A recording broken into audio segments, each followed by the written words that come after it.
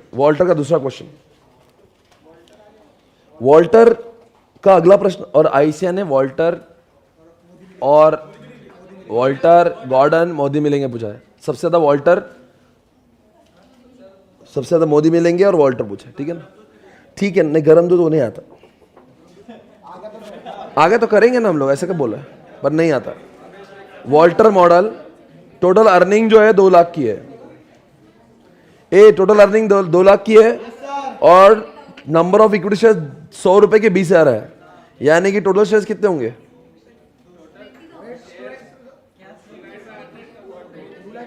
Number of equity shares वो 20,000 है, यानी 20,000 शेयर्स है, 2 लाख की कमाई है।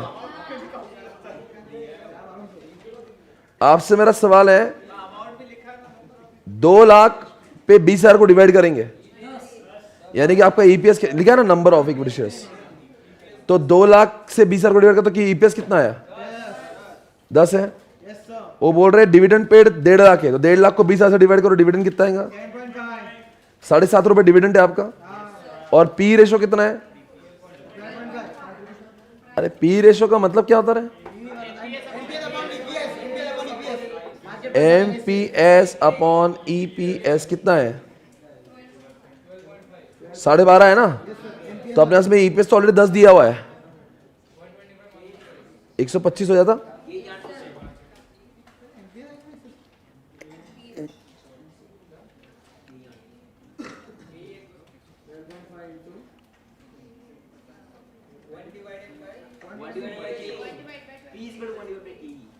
क्या करने के लिए? नहीं के तो नहीं, पहले मैं एमपीएस निकाला हूं 125 ना। अब हम लोग ये क्या, सुनो ना, इस बार मैं आगे बोलता हूं। अब आपका 12.5 गुना है, यानी कि इसका मतलब क्या हुआ? 1 रुपए कमाने के लिए आप 12.5 रुपए लगाते हो, यानी कि आप क्या टक्के का पैसा मांगते हो? मैं 12.5 लगाऊंगा, मुझे 1 रुपया देना, तो 1 डिवाइड बाय 12.5 करो, 8%। ये आपका के ही है, तो आपका के ही हो गया 8%। नहीं समझा तो वापस बोलता हूं भाई, 12.5 है ना, तो आप 1 रुपया लगाते हो। सॉरी, कोई कंपनी आपको 1 रुपया कमा के दे दी, तो आप बोलते तेरी वैल्यूएशन 12.5 की, क्योंकि आपका पी रेशो 12.5 है। यानी कि उसका 10 रुपए कमा देता, हम बोलते तेरा वैल्यूएशन 125। तो दोस्तों अभी यहां पे क्या लिखा है? 1 रुपया उनसे मिलता है, 1 रुपया उनसे मिलता है, हम 12.5 देते हैं, यानी कि 1/12.5 का तो क्या हो गया? हमें 8% की उम्मीद है, तो के कितना हो गया? 8%। याद आ रहा कि नहीं आ रहा? यानी कि 8% के ascertain weather the company is following the optimal dividend policy. अब आपको ये सवाल पूछना है, अब से मेरा एक सवाल है कि कंपनी जो लोगों की एक्सपेक्टेशन वो कितनी है? 8% की है। अरे बोलो यार। देखो ये ईपीएस आ गया यहाँ पे, ये डीपीएस आ गया यहाँ पे, ये सब आ गया ना, अपना बराबर चल रहा है सब कुछ। अब आप मुझे बताओ कंपनी ने पैसे कितने लगाए और कंपनी कमा रही कितना? कंपनी 20,000 शेयर्स लेती है 100 के, यानी कंपनी का इसमें कितना पैसा है? 20 लाख। उस पे कमा रही कितना? 2 लाख, यानी कंपनी का आर कितना है? 10%। देखो इस क्वेश्चन में 2 चीजें अद्भुत है, एक तो के दिखाने पर दिख्या आया, आर दिखाने पर दिख्या है, क्योंकि 2 लाख कमाती है 20 लाख पे। 20 लाख कहां लिखा है? ये लिखा है नहीं क्या? ये मल्टीप्लाई कर दो 20 लाख का, तो 20 लाख पे 2 लाख कमाए, यानी 10% आर है आपका। अब मुझे बताओ कंपनी खुद से कितना कमाती है? 10%। हाँ, और लोगों की औकात कितनी है? 8%। तो कंपनी ने डिविडेंड 0 देना चाहिए, फिर भी कंपनी इतना दे रही है, बस आप रुकना। तो कंपनी कितना दे रही है, फिर भी डिविडेंड दे रही है, तो यानी कि कंपनी का डिविडेंड ऑप्टिमम पे नहीं चल रहा। कंपनी खुद कितना कमा रही है और लोग कितना कमा सकते हैं? तो लोग क्यों दे रहे? चुप रहे शरोला, चुप। तू कितना कमा सकता है? हम कितना कमा रहे हैं, तो काय को मांग रहा डिविडेंड? तो डिविडेंड देना ही नहीं चाहिए था, तो डिविडेंड ऑप्टिमम कितना? 0। और वो लिखा ना uncertain whether the company, whether, तो डिविडेंड ऑप्टिमम नहीं है। देखो यहां पे लिखा होगा dividend optimum it is not, है ना? तो अब क्या होगा? अब क्या करेंगे? ये ऑप्टिमम नहीं है, तो अब कैसे होना चाहिए? अगर ऑप्टिमम कर देंगे 0 से, तो फिर तो मार्केट प्राइस चेंज होगी। बताओ करके बताओ 0 से। अगर डिविडेंड 0 होता तो वॉल्टर के हिसाब से टीएमपी कितना निकलेगा? आपको नहीं आ रहा तो मैं कर दूं? ये देखो TMP is equal to D कितना है, 0 0 अपन के यानी 0 प्लस कितना है, ई कितना है 10 माइनस 0 अपन के कितना है 8% अपन के कितना है 8%, यानी कि 10 अपन 8% अपन 8%। इसको R से मल्टीप्लाई करो, R कितना है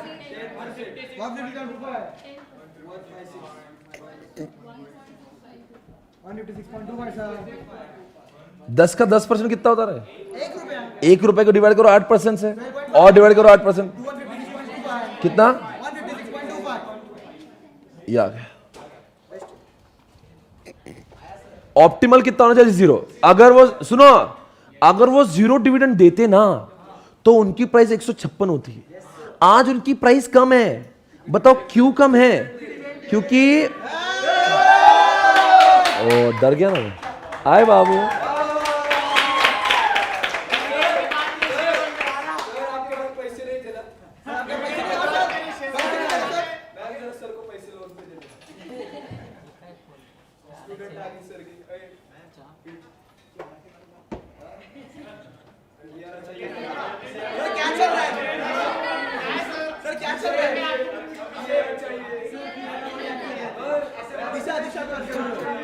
सो लेडीज एंड जेंटलमैन, एक मिनट एक क्वेश्चन पूरा, मैम 5 मिनट वक्त है ना।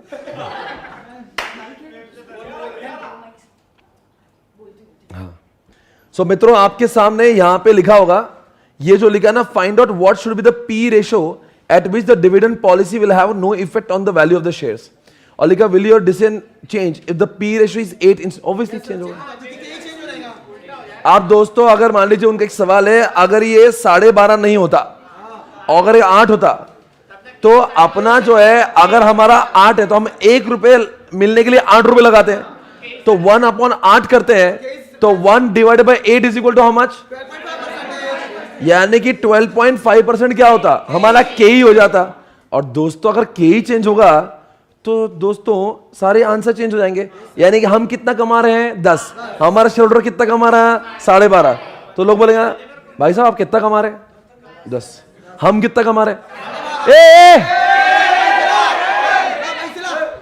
कंपनी के पास में पैसे नहीं रखेंगे, इधर ला, तुम्हारी क्या औकात है, तुम 10 कमाते और हम लोग, तो शेयर होल्डर सब छीन के ले लेंगे।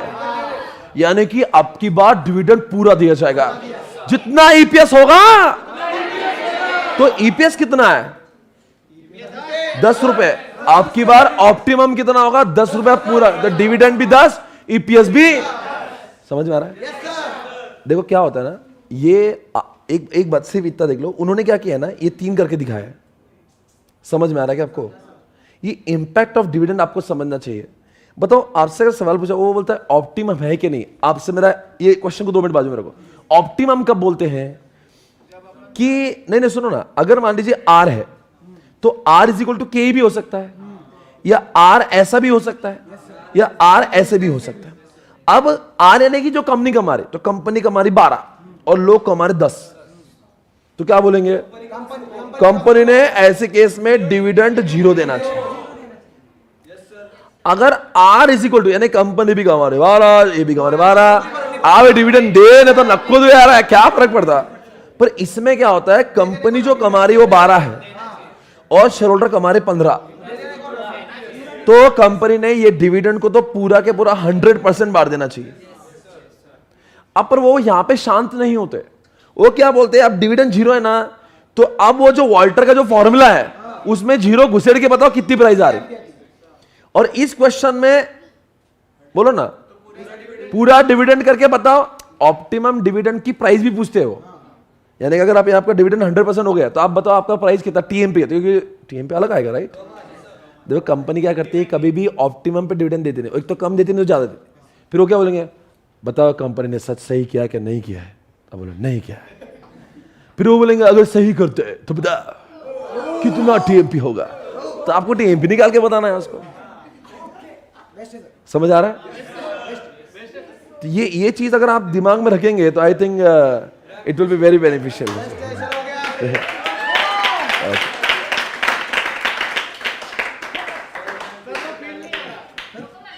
मित्रों, अभी आपके सामने एक क्वेश्चन आ रहा है जिसका नाम है नहीं नहीं, गरम दूध बाद में आएगा।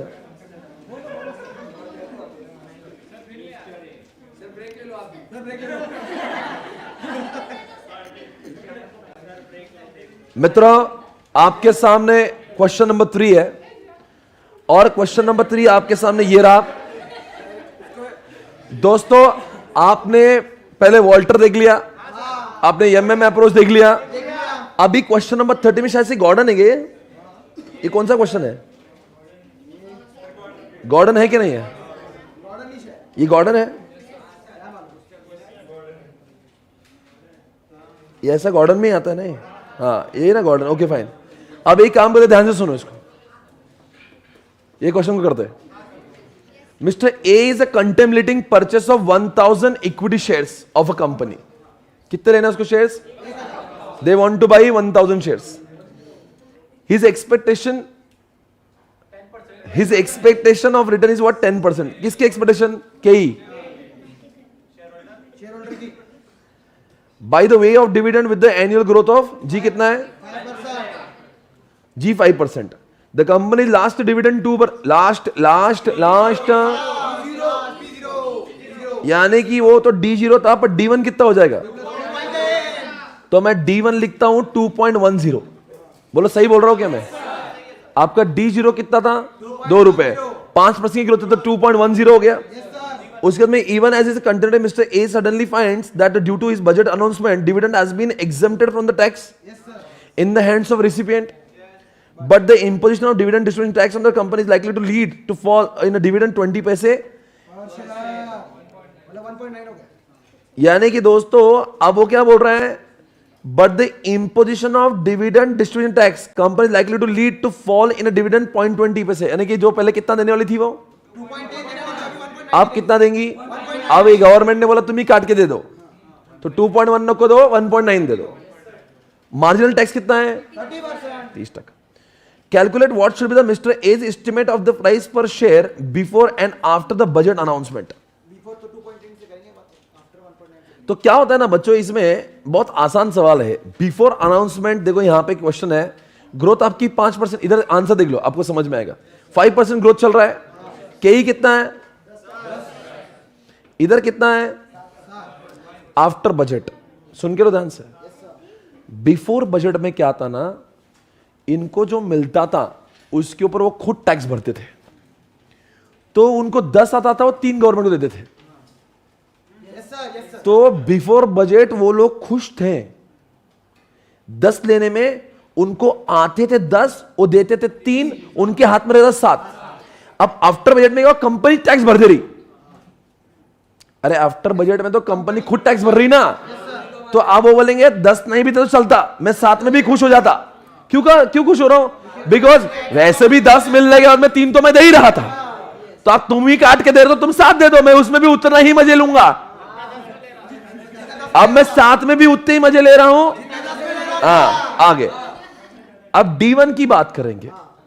D1 पहले एक जो लिखा है 2%, यहां पे लिखा है देखो, यहां पे 1.8 1. ये क्या लिखा है बच्चों बता दो?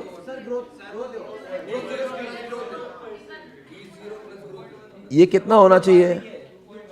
ये 2.1 होना चाहिए ना। बिफोर बजट कितना होना चाहिए?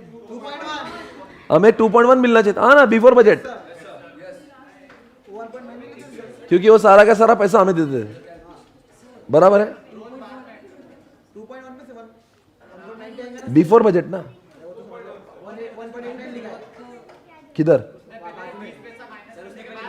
अरे समझा जा, तो मैं यहाँ पे बराबर लिखा है। वो क्या बोल रहा है? अरे मुझे सबर करो। दोस्तों यहां पे कुछ लिखा है, आप लोग सभी लोग ध्यान दें। ये 20 पैसे फॉल हो रहा है, 20 पैसे। अब उसमें 2 तरीके हैं, यानी कि आप एक काम करो, 2 रुपए जो देने वाले थे, 2 रुपए में से 20 पैसे हटा दो, 1.8 करके 5% ग्रोथ करा दो। या फिर इसको और एक तरीका है, वो क्या करो, 2 में पहले ग्रोथ ऐड कर दो, 2.1 कर दो, माइनस कर दो यहाँ पे 0.20, ये 1.9 भी दोनों भी सही है। आपके हिसाब से नहीं चलेगा। दो नहीं, दोनों भी करो। एक तो आप ग्रोथ क्या करो, वो -20 माइनस करो फिर ग्रोथ कर दो, या फिर एक काम करो पहले 20 कर लो और फिर ग्रोथ।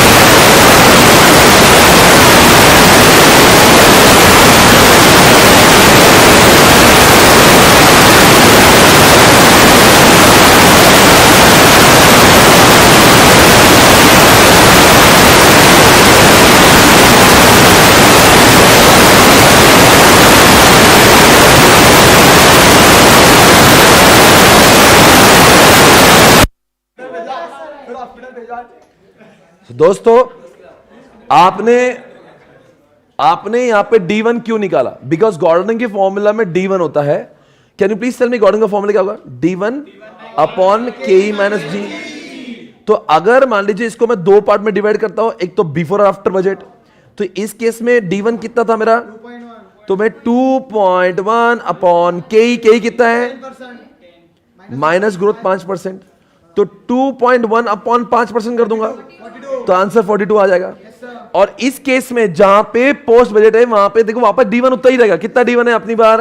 ये 1.89 ले लो, तो 1.89 अपॉन कितना है ये? अरे आपकी बार के मेरा 10% नहीं ना, क्योंकि मैं 7 में भी बहुत खुश हो रहा हूं। तो 7 माइनस 5 हो गया तो 2% हो गया है, तो यानी 1.89 अपॉन 2%।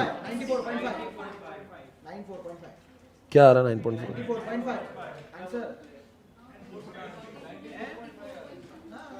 1.89 अपॉन 2% कर दो बस, हाँ जो भी आएगा ठीक है ना। Done everybody.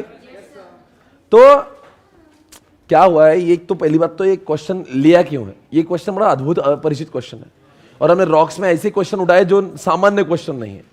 गॉर्डन का क्वेश्चन बहुत आसान है, कुछ नहीं करते। गॉर्डन में क्या चीजें चाहिए आपको? गॉर्डन करना तो आपको क्या चाहिए? डी चाहिए, यानी कि D1 चाहिए, अपॉन KE चाहिए, G चाहिए। आपको क्वेश्चन में D1 भी दिया रहता, KE भी दिया रहता, G सब दिया रहता, और आपको डायरेक्टली सॉल्व करना पड़ता। पर इस क्वेश्चन में क्या हुआ, एक तो उन्होंने बिफोर और आफ्टर बजट में घुसेड़ दिया, फिर दोनों का KE चेंज हुआ, दोनों का D1 चेंज हुआ, और दोनों का G कांस्टेंट था 5%। समझ में आ रहा है मैं क्या बोल रहा हूं? तो ये KE क्यों चेंज हुआ कि जो पहले 10% तब 7% हुआ, और D1 क्यों चेंज हुआ? अरे बोलो ना, D1 वो 20% था ना, वो बिफोर आफ्टर की वजह से, तो वो चेंज हुआ, इसीलिए आपको दोनों के आंसर अलग दिखाई दे। बाकी फॉर्मूला तो यही यूज हुआ, दोनों भी है इसमें। समझ आ रहा है? ओके। आपसे अगला प्रश्न, ये क्वेश्चन है आपके पास, ये तो हो ही गया।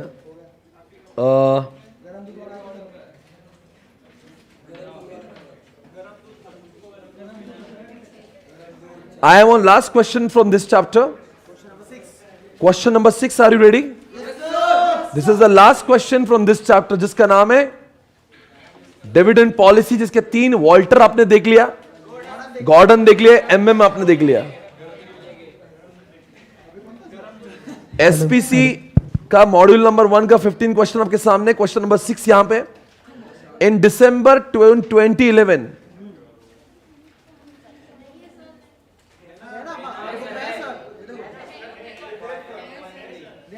AB कंपनी साहब व्हाट वाज कितने में? 146 में बिक रहा था। लॉन्ग टर्म अर्निंग ग्रोथ कितना है? एक्सपेक्टेड टू पे डिविडेंड कितना है? यानी 3.36 में ऑलरेडी डिविडेंड आ चुका है। क्या मैं D1 को 3.36 लिख रहा हूं? और दोस्तों इसी समय पे हमारा जो शेयर वॉज सोल्ड, यानी P0 कितना लिखूं मैं? यानी जो हमें आइडेंटिफाई करना था वो ऑलरेडी गिवन है। और G कितना है?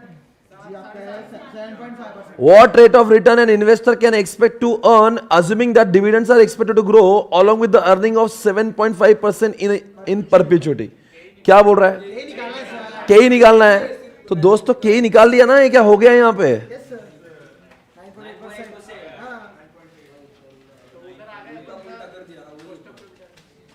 अरे यार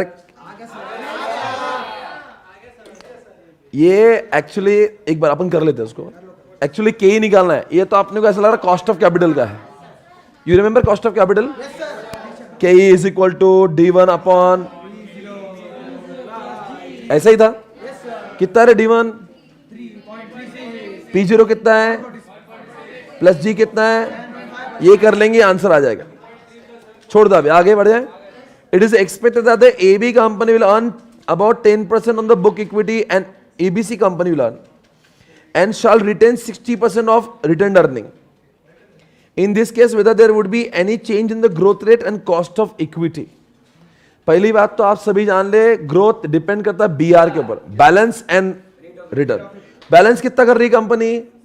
40%। शाल रिटेन 60% है, बैलेंस 60% खुद रख रही है। G is equal to BR का फॉर्मूला याद नहीं तो याद कर लो आप। देखो कंपनी क्या करेगी, जो उनके में रहता है ना उससे ग्रो करती है, तो 60% रख रही है अपने पास, उसके ऊपर 10% आ रहा है, यानी देखो यहां पे ग्रोथ आपका 6% आ जाएगा। ये बात क्लियर है? अब आगे सवाल जो पूछा है ना वो ये पूछा है, क्या बोला है कि in this case whether there would be any changes in the growth. हाँ चेंज होगा। कॉस्ट ऑफ इक्विटी कैसे चेंज होगा? क्या KE चेंज होगा? क्या KE चेंज होगा क्या नहीं होगा? बताओ बच्चों। देखो यहां पे लिखा है accordingly dividend will also get change to calculate this. First we shall calculate the previous retention ratio, यानी कि पूरा के पूरा आपको प्रीवियस रिटेंशन, क्योंकि इसमें क्या हुआ है, ये कॉस्ट ऑफ इक्विटी यानी क्या निकालना है अपने को? KE निकालना है।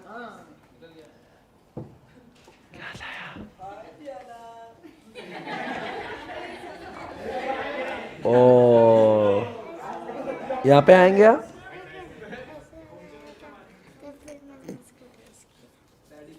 वाओ आ जाएंगे तो बाबा।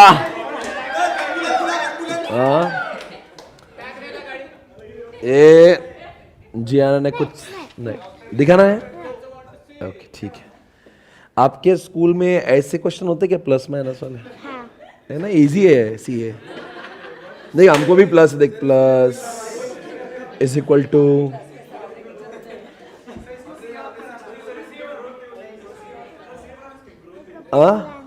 क्या चाहिए? ओके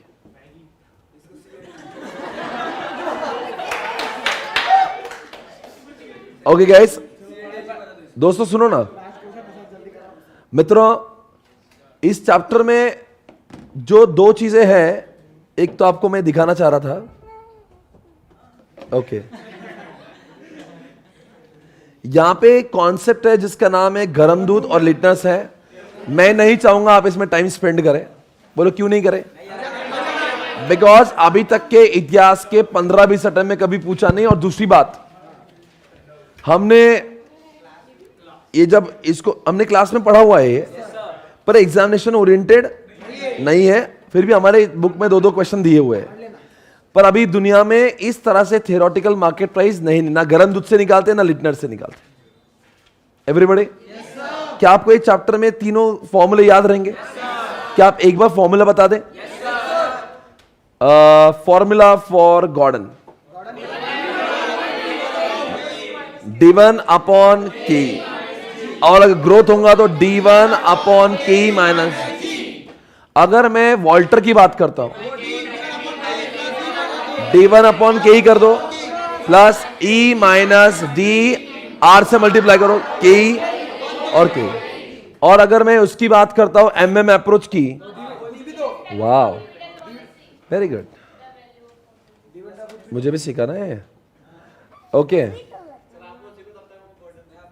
उसने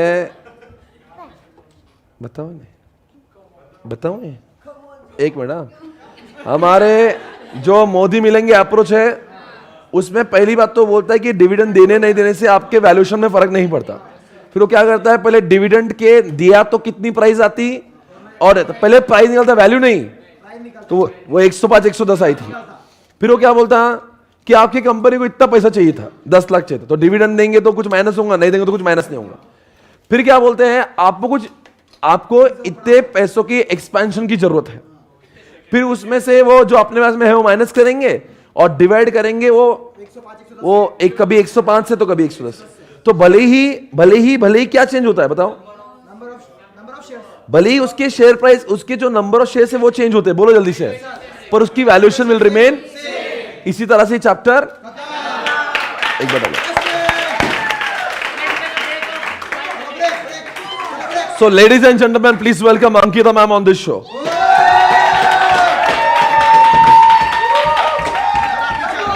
So ladies and gentlemen, हाँ मैडम बहुत बहुत स्वागत है आपका इस शो में। Thank you so much. दोस्तों अंकिता मैम आज हमारे शो में हमारे सौभाग्य। Hello, good evening everyone. कैसे चालू है आप सब लोगों का रिवीजन? एक नंबर। सर तो टेंशन नहीं है कोई बात का, है ना? एकदम एफएमई को एकदम पूरे खून में एकदम।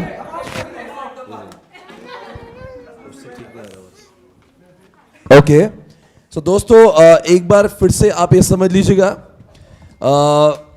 कि हम लोग का जो सीए इंटरमीडिएट लॉ जो होने वाला है, it is going to happen on 27th and 28th and ma'am is going to take the conceptual revision, जहां पे ना कि सिर्फ सेक्शन को चार्ट से बल्कि एकदम बेस से उठाकर पूरा आगे ले जाएंगे। और मैं आपको बताने जा रहा हूं कि अभी तक के जितने भी रिवीजन लेक्चर्स एसपीसी में हुए हैं राइट फ्रॉम द बिगिनिंग,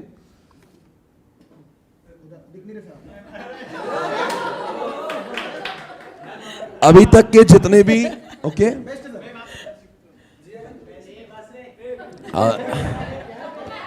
अभी तक जितने भी लेक्चर्स जो हुए हैं एसपीसी के, सारे इंसेप्शन हुए तब से। तो सबसे ज्यादा जो लेक्चर्स और जिनके व्यूज आते हैं, she is one and only Ankita ma'am. हम भी अंकिता मैम से ये पूछते हैं, ये हमेशा में अंकिता मैम और हम लोग सारे टीचर्स अंकिता मैम से पूछते हैं कि हमें भी वो राज बताएं जिसकी वजह से रिवीजन आप कभी भी देख लेना। I am telling you what ever, जितने भी रिवीजन लेक्चर्स आते हैं, she is getting an amazing response not only in foundation बल्कि इंटरमीडिएट एवरीवेयर। अभी हाल ही में जो उन्होंने रिवीजन लेक्चर लिया था फाउंडेशन का, तो हमने ये एसपीसी का एक बेंचमार्क सेट किया जहां पे at the same point of time 2700 लोग एक साथ में उस लेक्चर को देख रहे थे।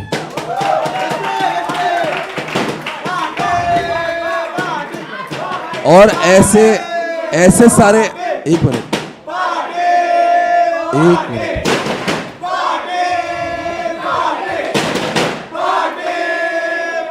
हो गया। ऐसे सारे जो रिकॉर्ड्स करते हैं वो मैडम ही करते हैं, हम सिर्फ उनको फॉलो करते हैं बिकॉज उनका हाल ही में आपने कभी वो इंस्टा पे देखा भी होगा। इट इज एन अमेजिंग, मतलब मेरी भी ख्वाहिश है कि इतने सारे स्टूडेंट एक साथ देखना चाहिए। मैम थोड़ा सा ज्ञान दे दो हमको कैसे होता है। चलो मैम प्लीज बताइए आप कैसे हो सकता है। यस, पहली बात तो आई थिंक एफएमई को इज ऑल सॉर्टेड और कॉन्फिडेंस लेवल आपका चेहरा देख के समझ में आ रहा है एकदम नेक्स्ट लेवल है। तो इनफैक्ट स्वप्निल सर से इंस्पिरेशन लेके मैंने सोचा अगर सर एफएम इको के लिए ऐसा कर सकते हैं, so why not I for law. और इसलिए मैं सी अंकिता पटनी, ओके नाम तो सुना ही होगा। I will be taking the conceptual revision batch for CA Inter Law applicable for November 2022 attempt on 27th and 28th of this month. And all these lectures will be conducted on YouTube. और अगर आप पुणे में हो तो of course you all can come at Prestige Point and everything will be conducted free of cost. कम से कम समय में हम ज़्यादा से ज़्यादा सेक्शंस को और एक्ट्स को रिवाइज करने की कोशिश करेंगे, so that it even gives you a boost to revise for the remaining last 1 month for the examination. बहुत बार क्या होता है ना, law especially falls in group 1. Group 1 के बाद आप लोग 2.5 महीने ग्रुप 2 की क्लासेस करते हो। जैसे ही ग्रुप 2 की क्लासेस खत्म होती है क्या होता है, आप लोग रिविजन सेशंस अटेंड करते हो ऑफ ग्रुप 2 ओनली, बिकॉज कैसा होता है ग्रुप 2 तब ताज़ा ताज़ा रहता है and because it's fresh it's easier for you to revise also. तो ग्रुप 1 के सब्जेक्ट से जो आपका नाता था काफी समय से टूट चुका है. So sometimes what is also necessary is the brushing up of the knowledge. So it gives you basically a kick to revise and study at home. तो इसीलिए मैंने ये conceptual revision के लिए planning की है. And I planned it in a manner that it happens after group 2 only. और इसलिए ये जो dates है that is 27th and 28th. And apart from that, कल, okay, tomorrow, we are taking the amendment lecture. Fortunately for you all have very less amendments. I think hardly गिने चुने on fingertips 4 to 5 amendments है. तो ये amendment lecture कल मैं लेने वाली हूँ. And after the amendment lecture on 27th and 28th would be the conceptual revision batch, है ना. इस class को ज़रूर attend करना. I'm 100% sure आपका confidence जो है वो next level होगा. बाकी तो आप बहुत बढ़िया कर रहे हो. मैं अभी काफ़ी समय से बैठी थी तो मैं देख रही हूँ. You all are able to recollect, you all are able to answer, so that's a very positive thing. ऐसे ही पढ़ते रहना. काफ़ी करीब आप आ चुके हो. यहाँ तक अगर आपने अपने आप को होल्ड किया है तो मुझे लगता है now it's just a matter of 2 months. इतनी मेहनत कर लो आप, बाकी आपका लाइफ जो है वो सॉर्टेड है ना. So stay inspired, stay blessed and all the best. Thank you so much. God bless you. Ma'am इसमें बता दो कि आप जो इंटरमीडिएट का जब रिवीजन लेंगे तो व्हाट इज एक्सपेक्टेड, उनके उसमें क्या होना चाहिए, कुछ पढ़ के आने की जरूरत है? सो अगर आपने मुझसे क्लासेस ली है, you all can get the chart book. Okay, तो मैं चार्ट बुक से रिवीजन लूंगी. But even if you all have not taken classes from me, it is okay. Syllabus तो हर एक बच्चे के लिए सेम ही है. You all can get the institutes module और एनी अदर बुक जिसमें से आपने पढ़ाई की है. सेक्शन टू सेक्शन ही मैं रिवाइज करने वाली हूँ. So what is important is to carry your books, क्योंकि इस रिविजन सेशन के बाद तो ये 2 दिनों के रिविजन के बाद आपके माइंड में एक पूरा रोड मैप क्लियर होना चाहिए. ये सेक्शंस अच्छे से आते हैं, ये सेक्शन बिल्कुल नहीं आ रहा है, ये मैंने जवाब दिया बट आधा सही था आधा गलत था, आधा जवाब देने आया आधा जवाब नहीं देने आया. So basically you should actually be doing the filtering part in these 2 days. आपका पूरा 100 मार्क्स का लॉ का सब्जेक्ट का फिल्टरिंग होना चाहिए. ये मेरी स्ट्रेंथ, ये मेरी वीकनेस और इसको मेरे को इंप्रूव करना है. और उसके बाद you really have to work on that. Even law is a 100 marks paper. जितनी इज्जत FME को और EISSM को दी उतनी आपको लॉ को भी देनी है ना. मैम उससे ज्यादा देंगे. Thank you so much. चलो बाकी सब मुझ पे छोड़ दीजिए, बाकी हम लोग करेंगे. एंड इनफैक्ट और एक चीज मैं आपको बताना चाहती हूँ that law is a very different paper. FME को से और अकाउंट्स, एडवांस्ड अकाउंट से काफी डिफरेंट है. तो मैंने और एक चीज प्लान की है. Once we are done with the revision sessions in October, sorry in September, October mid के आसपास, मतलब just before the Diwali break, what are we also going to do is we are going to do lot of writing practice. तो हर attempt में आप लोग जैसे जानते हो RTPs आती है, तो आपके अटेम्प्ट की भी RTP आई हुई है.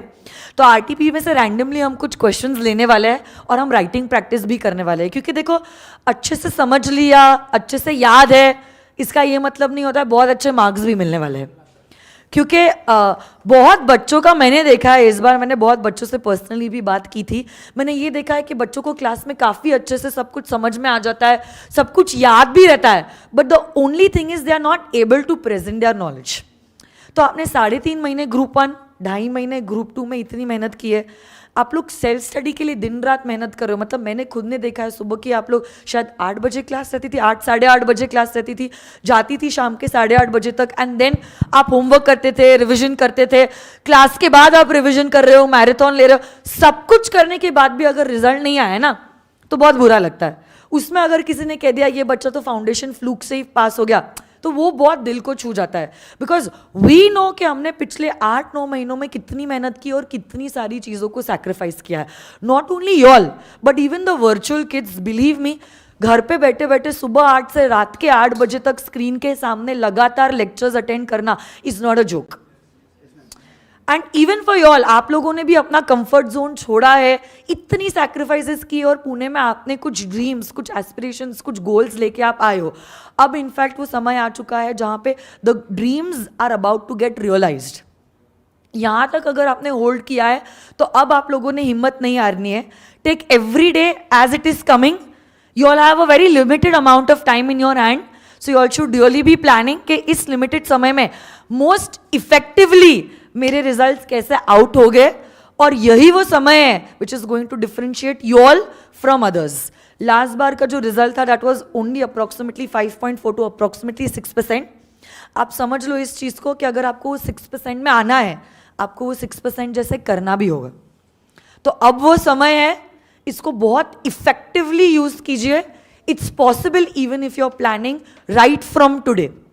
आप प्लान कीजिए एंड अकॉर्डिंगली वर्क भी कीजिए. अचीवेबल गोल है, it's not something that's not achievable, it's achievable. इतने समय तक आप काम करते आ रहे हो एंड डोंट वरी, एग्जामिनेशन में जब आप जाओगे ऑटोमेटिकली सारी चीजें याद आएगी. Have confidence in your self, that's the most important thing. Okay, you will be able to do it. I know you all will be able to do it.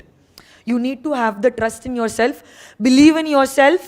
Believe in all the sacrifices that you all have done till now. You will be able to achieve it. है ना? Be determined and be dedicated. Be devoted. You will get your results. है ना? तो हम writing practice भी करेंगे, उसमें भी मैं उम्मीद करती हूँ आप मेरे साथ रहोगे. Will be really beneficial. है ना? God bless you all. Thank you so much. Thank you so much, ma'am. Thank you. वो जो चार्ट बुक है वो जनहित में जारी हो सकती है क्या? हो जाएगी, हो सकते. शुक्रिया We'll do ma'am. that. We'll share it on the Telegram group. Thank you so much for giving all the time. Thank you so much, ma'am. Yes. बहुत बहुत शुक्रिया. Thank you so much, Gianna. You be here only. Please. अच्छा, say hi at least to everyone. Bye. You're saying hi, you're saying bye. No. Say all the best at least. They have their exams. Say all the best. अच्छा, जियाना कितने देर school होती है उसकी? कितने घंटे होते होंगे? She starts in the morning 8:30 और उसकी स्कूल रहती है 4 बजे तक. हाँ. आपको लग रहा है आप ही मेहनत कर, उसको पूछो. अभी जिंदगी शुरुआत भी नहीं हुई. नहीं, मतलब आपको बता रहा हूँ मैं, इतना बड़ा बात है. और उसके बाद में भी उसकी वो कौन सी फोनिक्स क्लास है जो ट्यूशन आई मैथ से वो 1-1.5 घंटा चलती है, तो उसमें 5:30-6 बज जाती है उसकी. तो आप लोग समझ रहे होंगे स्कूल का होमवर्क तो है. नहीं, स्कूल का होमवर्क तो करना ही पड़ता है ना उसको, उनके हिसाब से 1-1.5 घंटा पढ़ना पड़ता है उसको. तो आपका स्टैंडर्ड देख लो, आप कौन से स्टैंडर्ड में हैं. आप ये फर्स्ट स्टैंडर्ड में है. And she is so happy when it is Saturday, Sunday. जो ऐसा मंडे तो मामा स्कूल नहीं जाना. बट आप समझने की कोशिश करिए, although it is just first standard. कितना पढ़ा रहे भाई, इतना नहीं. चलो, थैंक यू.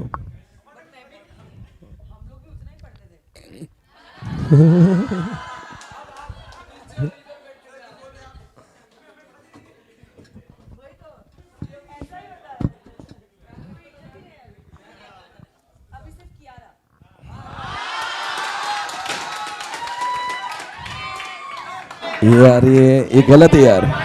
बहुत गलत हो रहा है यार. मतलब यश तुझसे तो एक्सपेक्ट ही नहीं किया था यार. क्या है ये, देख.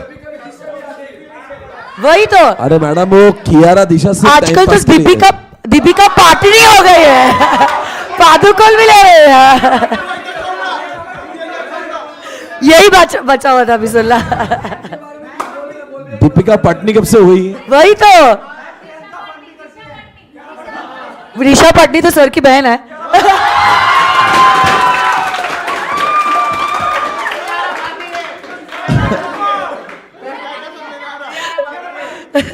मैडम का जो लेक्चर है 27 तारीख को है, जिससे मैम बहुत अमेजिंग पढ़ाने वाली है एज यूजुअल. तो मैम बेटा ये सारी बातें किया रहोगा, तुम मत सुन, ठीक है ना. ये बाप रे बाप, this is too much.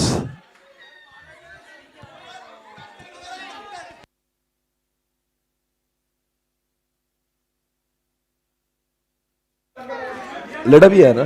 Okay, guys. Ma'am, once again, thank you so much. Ma'am, people are saying bye bye to you. एक बार bye bye करेंगे यहाँ पे. Okay, bye bye to all the virtual kids also, and bye bye. सबको बहुत मजा आ रही जब से वो कियारा का नाम आया. सबसे ज्यादा आपको.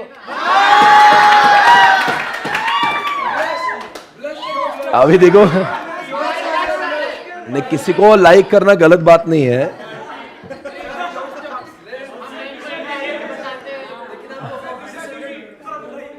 किसी को लाइक करना थोड़ा बहुत चलता है, ऐसे नहीं है। हम लोग जा रहे दोस्तों कैपिटल स्ट्रक्चर पे लास्ट। ना ना, जिसको लेना निजी ब्रेक ले सकते हैं। हाँ कोई बात नहीं, यही ऐसे होता है, ठीक है, रिलैक्स। अरे ऐसे ऐसे नहीं, क्या हुआ? You can stay here, no problem. Okay दोस्तों, आपके सामने सुनना, आवाज थोड़ा बढ़ाना। दोस्तों आपके सामने आ रहा है ये नया चैप्टर जिसका नाम है capital structure. Are you ready for it? Everyone come on. दोस्तों मैं आपको कुछ बताने जा रहा हूं यहां पे। मित्रों आपके सामने स्क्रीन पे, थोड़ा सा आवाज क्लियर कर, पता नहीं क्लियर तो ना क्लियर, थोड़ा सा बढ़ा था कि क्या होता, क्या मेरी आवाज ही वैसी हो गई? दोस्तों आपके सामने आ रहा है capital structure, the second last chapter from FM. ये रहा आपके सामने। आप दोस्तों कैपिटल स्ट्रक्चर में आपने अलग अलग चीजों को देखा, बहुत सारे थ्योरी को देखा। दोस्तों अभी बहुत सारे थ्योरी आपके सामने। दोस्तों ये नहीं, traditional approach, NOI approach and Modi मिलेंगे अप्रोच, ऐसे अलग अलग अप्रोचेस आपके सामने हैं। सबसे पहले स्क्रीन पे आपके सामने आ रही है निया अप्रोच, NIA अप्रोच। दोस्तों आपने क्लास में हमने ऐसे ऐसे किया था। कैसे होता है? In general by default KD की प्राइस कम होती है, केई महंगा होता है, केई 10% का होता है, और केडी वैसे डिबेंचर 10 का भी होकर 7 का हो जाता है, बिकॉज वहां पे टैक्स का बेनिफिट मिलता है। इसलिए केडी आपको थोड़ा नीचे दिया है और केई ऊपर दिया है। मित्रों जब आपकी ऑर्गेनाइजेशन में केडी का प्रमाण बढ़ जाता है, यानी कि आपके डिबेंचर की संख्या इक्विटी से बढ़ जाती है, तो आपका केओ डाउन हो जाता है। बताओ क्यों? बिकॉज सस्ते वाली चीजें 7% वाली जब आपके पास में ज्यादा होगी, तो आपके पास में जब डिबेंचर या डेट ज्यादा हो जाते हैं तो बोलो नीचे क्या जाता है? केओ। बराबर है। ये कौन सा अप्रोच कहता है? NIA, निया अप्रोच। दोस्तों अब ट्रेडिशनल थ्योरी की बात करेंगे। ट्रेडिशनल थ्योरी कहता है ये सब मुझको भी तो लिफ्ट करा दे हैं, तीनों भी लिफ्ट करेंगे। देखो जरा तीनों को, तीनों भी लिफ्ट करेंगे, क्योंकि एक समय आता है, जी हां, एक समय आता है कि जिंदगी में आपकी जो केडी की प्राइस है, वो जो केडी की प्राइस है वो आपकी बढ़ने लग जाती है, बिकॉज आप ज्यादा लीवर्ड पाए जाते हो।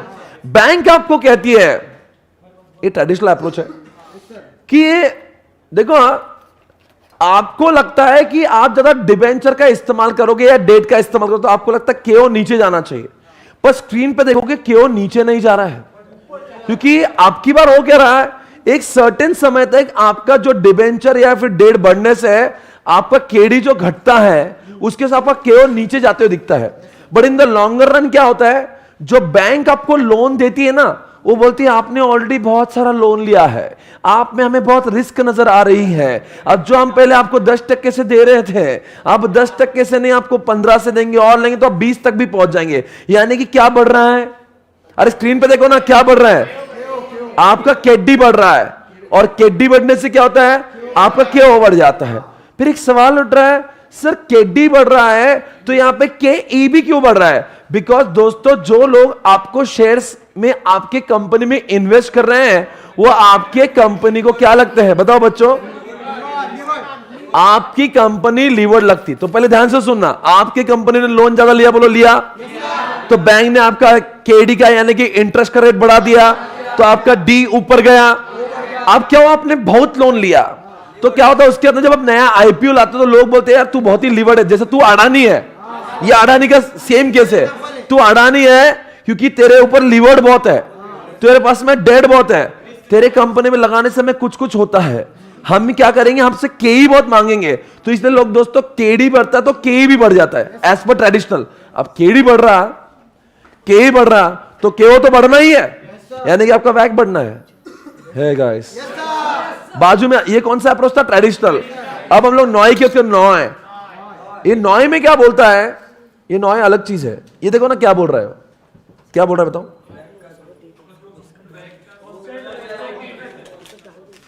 मैं समझ नहीं पा रहा हूं इसको क्या है। वो क्या बोल रहा है, जितना आप आपके धंधे में, ये क्या है, जितना आप आपके धंधे में डेट का प्रमाण बढ़ा रहे हो, तो एक्चुअली जब डेट बढ़ेगा तो आपका केओ नीचे जाना चाहिए, जैसा पहले में हुआ था। तो कुछ समय तक ऐसे हुआ जब आपने डेट बढ़ाया, आपका केओ नीचे नहीं जाए, बिकॉज आपका डेट सस्ता आता है। पर लोगों को लगा आपका डेट बढ़ रहा है, कंपनी की रिस्क बढ़ रही है, तो जितना डेट की वजह से नीचे गया, लोगों ने केई उतना बढ़ा है।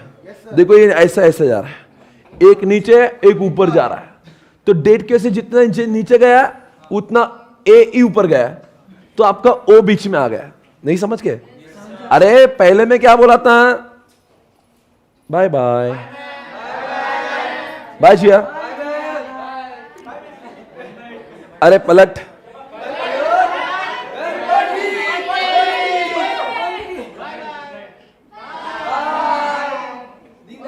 बाय जिया। दोस्तों ये जो कॉन्सेप्ट है ना, इसमें देख के लगता है कि डी की वजह से हम लोग नीचे जाएंगे जरूर, पर फिर भी केओ आपका नीचे जाते हुए नहीं दिख रहा, जैसे कि 1 में जाते हुए दिख रहा था। ये क्या थ्योरी है, ये क्या बोलता है, ये है नॉय। नॉय क्या बोलता है, आप जब डेट लेते हो, जैसे अब आजकल अडानी बहुत डेट ले रहा है, तो आप जब जितने डेट की वजह से उसका जो कॉस्ट ऑफ डेट जो कम हो रहा है, तो के ओ डी नीचे तो ओ भी नीचे होना चाहिए, पर ओ नीचे नहीं जा रहा, ओ कांस्टेंट है। क्योंकि लोगों ने जब डी आपने बहुत लिया ना, तो लोगों को लगा बहुत रिस्की हो गया भाई, इसका की ई बढ़ा दो, तो जितना डी की वजह से फायदा होता है ई की वजह से नुकसान हो गया, तो आपका ओ कांस्टेंट हो गया। ये तीनों भी तेरी है, ये आप तीनों के लॉजिक मैंने आपको बता दिए। अगर आप यूट्यूब पे देखें तो उसको 2 बार रिवाइंड कर लेना, एक बार समझ लेना, मैंने सब पढ़ा दिया है। अब आगे एमएम अप्रोच की बात करें। एमएम अप्रोच क्या बोलता है, अच्छा चैप्टर का नाम क्या है बताओ। वो बोलता है डेट और इक्विटी के combination is called as capital structure.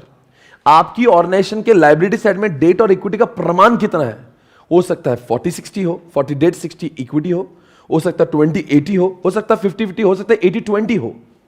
अरे बोलो यार, इसी को कहते हैं डेट इक्विटी, इसी को कहते हैं capital structure. Capital structure chapter is nothing but the combination of debt equity. आपकी ऑर्गेनाइजेशन में इतना अच्छा डेट इक्विटी का कॉम्बिनेशन होना चाहिए। देखो ऑर्गेनाइजेशन को 100 करोड़ चाहिए, इसको लाने के 10-90 का भी रेशियो हो सकता है, 50-50 का भी हो सकता है, 80-20 का। अच्छा और बुरा डिपेंड करता है कंपनी को कहां पे ज्यादा कामयाबी मिली, कहां पे कॉस्ट उसकी कम आ रही है। बोलो भाई, डेट सस्ता है इसका मतलब डेट ही लेंगे ऐसा नहीं होता। अगर डेट ही सस्ता होता तो मुकेश अंबानी भी तो पूरा डेट लेके, बताओ जितना अडानी है। अडानी क्या कर रहा है, मोर डेट, 90% डेट, 10% इक्विटी। आईपीओ ज्यादा नहीं ले रहा ना, वो आईपीओ में थोड़ा थोड़ा देता है, बाकी पूरा डेट से भर रहा है। इसलिए आज तक मैंने अडानी में पैसे लगाए नहीं, वो आज तक दर्द हो रहा है मुझे, क्योंकि वो बहुत रिस्की बेट है। वो कब बस्ट हो जाएगा पता नहीं, ऐसा लगता है ये अगला स्कैंडल इसमें होने वाला है, पता नहीं, मैं गलत बोल रहा हूँ, मैंने नहीं लगाया, बहुत लोग मुझे बेवकूफ समझ रहे। बहुत लोग सोचते हैं कि पता नहीं, ऐसा बहुत एनालिस्ट बोलते हैं पता नहीं। मेरा जो सीएनबी से आवाज का एक दोस्त है, वो बोलता है मैं तो नहीं लगाऊं, तो कुछ भी बोल दे, क्योंकि वो बोलता है यार ये नहीं यार, ये पता नहीं कब इसकी नैया डूबेगी, बिकॉज में डेट बहुत ज्यादा है। रिलायंस में ऐसा नहीं है, रिलायंस में क्या है, थोड़ा डेट है थोड़ा इक्विटी है। उसने 50% अपना इक्विटी काटा है, तो उसने जो पैसा रेज करना था, तो उसने लोन से, बैंक से ज्यादा पैसा नहीं लिया, उसने मार्केट में आईपीओ से पैसे उठाया। तो कैसा बैलेंस कंपनी है, तो डूबेगा जल्दी नहीं। बोलो यार, ये अडानी क्या है ना, बहुत लिवर्ड है। अरे कितना लोन है उसके पास, उसको बोल रहे हैं 2 लाख करोड़ से, उसको बोल रहे हैं काम कर तू आईपीओ में ज्यादा करना, बोलते नहीं, मेरे को मेरे कंपनी के शेयर्स को डाइल्यूट नहीं करना, इक्विटी डाइल्यूट नहीं करना, मुझे पैसा उसको भी चाहिए। अब उसको एसीसी चाहिए था, उसको अंबुजा चाहिए था, उसको पूरा डेट से पैसा लोन ले लेके कंपनी खरीदता है वो। तो आज बैंक भी उसको टेंशन में आ रही, लोन देना कि नहीं देना, बिकॉज अगर वो बंद हो गया अभी 9,000 करोड़ में अपना जो किंगफिशर का ओनर है माल्या, वो 9,000 करोड़ लेके बाकी लंदन में गया था, अभी तो 2 लाख करोड़ है। ये कहां भागेगा? ये स्पेस में जाएगा ऊपर, ये मार्स पे जाएगा, जाएगा। बट एनीवेज अपन जो बोल रहे हैं, हो सकता है वो इतना होशियार है अडानी जो अपन समझ नहीं पा रहे। अपन गलत भी हो सकते हैं, सिर्फ अपन बहुत एनालिस्ट की बात कर रहे हैं, बहुत होशियार समझ रहे खुद को तो बात कर रहे हैं। हो सकता है वो इस परिस्थिति में भी अपने आप को, अभी तक तो बहुत गाड़ी सही चल रही है उसकी, कब किस दिन अभी आगे बढ़ने का समय आ गया। दोस्तों ये चैप्टर में कितने क्वेश्चंस दिए हमारे पास में? 9 क्वेश्चंस दिए हैं और आपके पास में 20, अगर आप चाहते हो तो इसको घर पे कर सकते हैं, यहाँ पे लेक्चर बंद कर सकते हैं। क्या बोलते तो?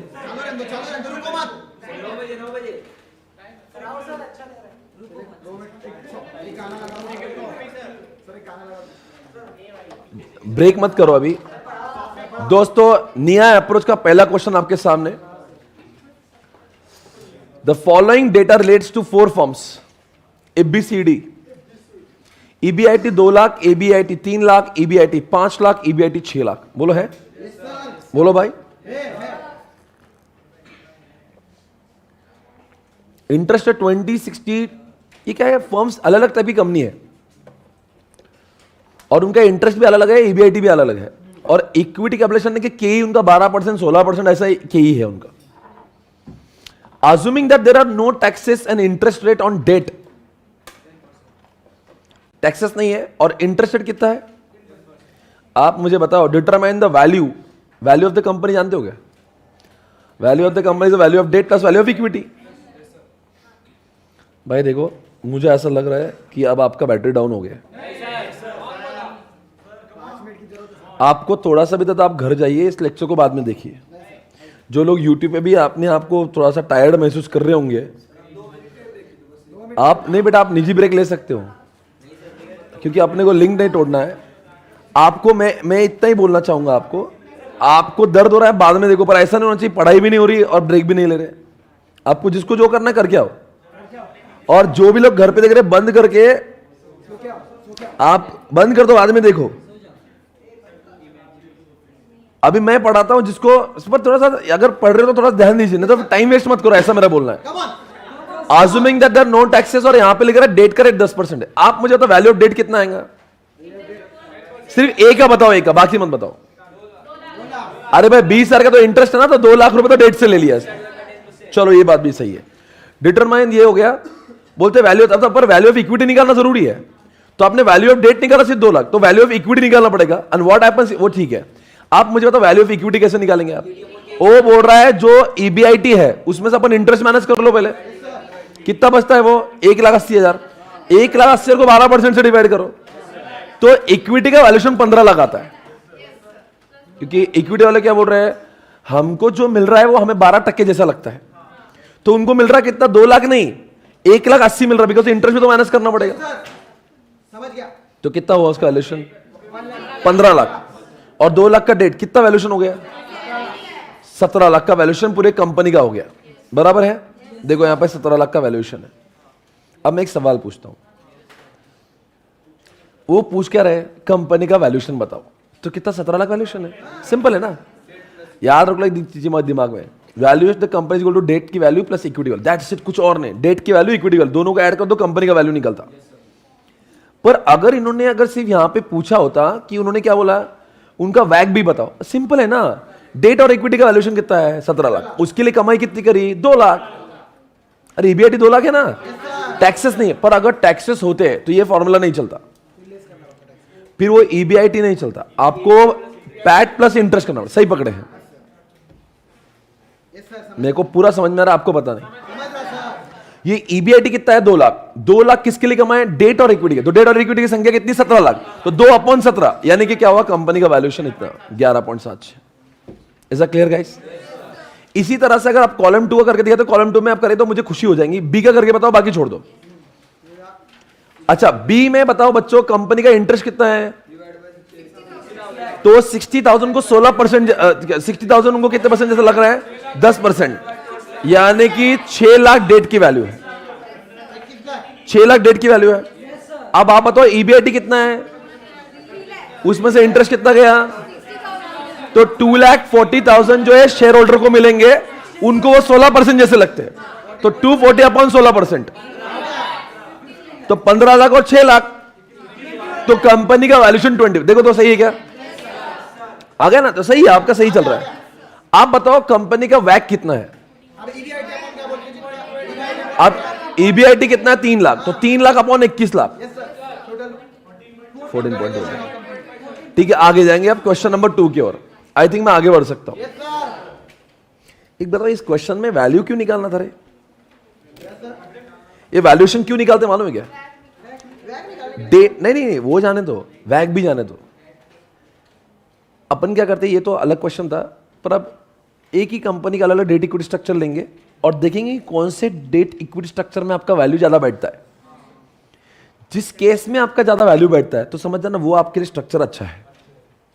नहीं तो आपका सवाल है ये कैपिटल स्ट्रक्चर चैप्टर है, डेट और इक्विटी कॉम्बिनेशन है, ऐसा क्यों कर रहे हैं, काय को वैल्यू निकाल रहे हैं। अरे भाई ऐसे डेट इक्विटी का स्ट्रक्चर जिसमें वैल्यू सबसे, तो समझ जाना वो डेट इक्विटी स्ट्रक्चर आपके लिए अच्छा है, इसलिए इस चैप्टर में वैल्यू निकालते हैं।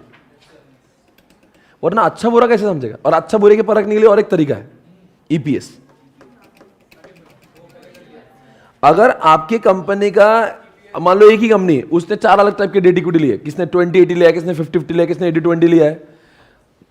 आप क्या करेंगे, सबका तीनों का ईपीएस निकालेंगे, जिसकी वजह से आपका ईपीएस सबसे अच्छा आया तो समझ आना वो डेट इक्विटी स्ट्रक्चर आपके लिए अच्छा है। समझ आ रहा होगा। आगे ऑप्टिमल कैपिटल स्ट्रक्चर। अब देखना आरएसटी लिमिटेड कितना एक्सपेक्टिंग कितना है, 4 lakh. Presently the company is finance entirely कितना, पूरा के पूरा 20 लाख कहां से लेते वो, उनका इक्विटी डेट नहीं है, क्या है और क्या नहीं है, विद द कैपिटलाइजेशन रेट कितना है, यानी के ही 16% हो गया। 20 लाख रुपए लगाए हैं और 16%, 3,20,000 क्या है उनका, पैट आएगा ना, पैट ही आएगा। पर पूरा पढ़ लेते एक बार।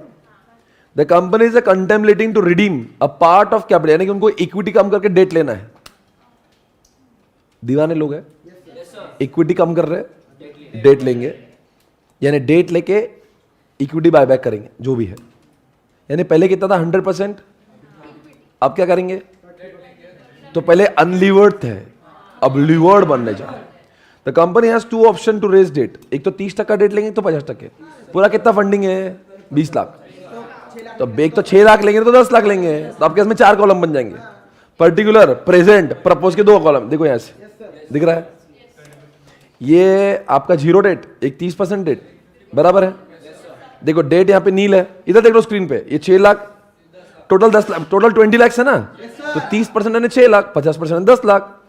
इक्विटी कितना है, इधर 20 लाख, पर इधर आप 20 नहीं रहेंगे, 14 और 10, और ईबीआईटी 4 लाख, 4 लाख, 4 लाख।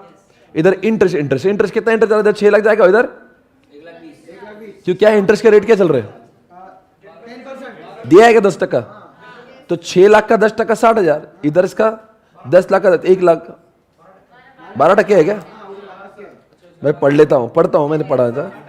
वो बोल रहा 30% अगर लिया ना तो 10% है, और अगर आपने 50% ले तो 12%, ऐसे लिखा है यहां पे, मैं नहीं बोल रहा हूं।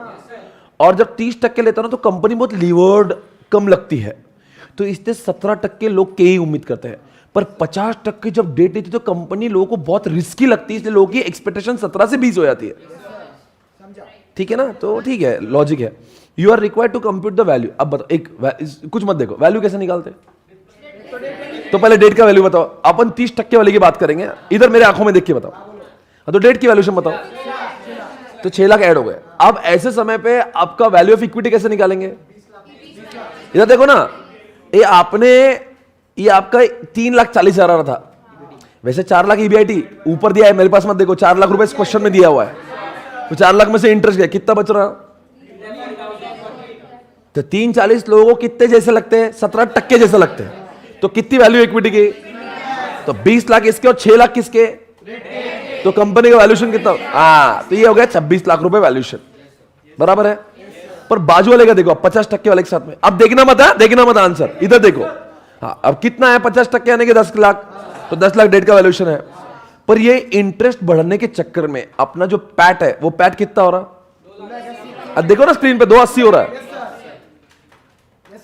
अब 280 लोगों 20% जैसा लग रहा है, तो 280 अपॉन 20%, तो ये 14 लाख प्लस 10 लाख कितना हो रहा है?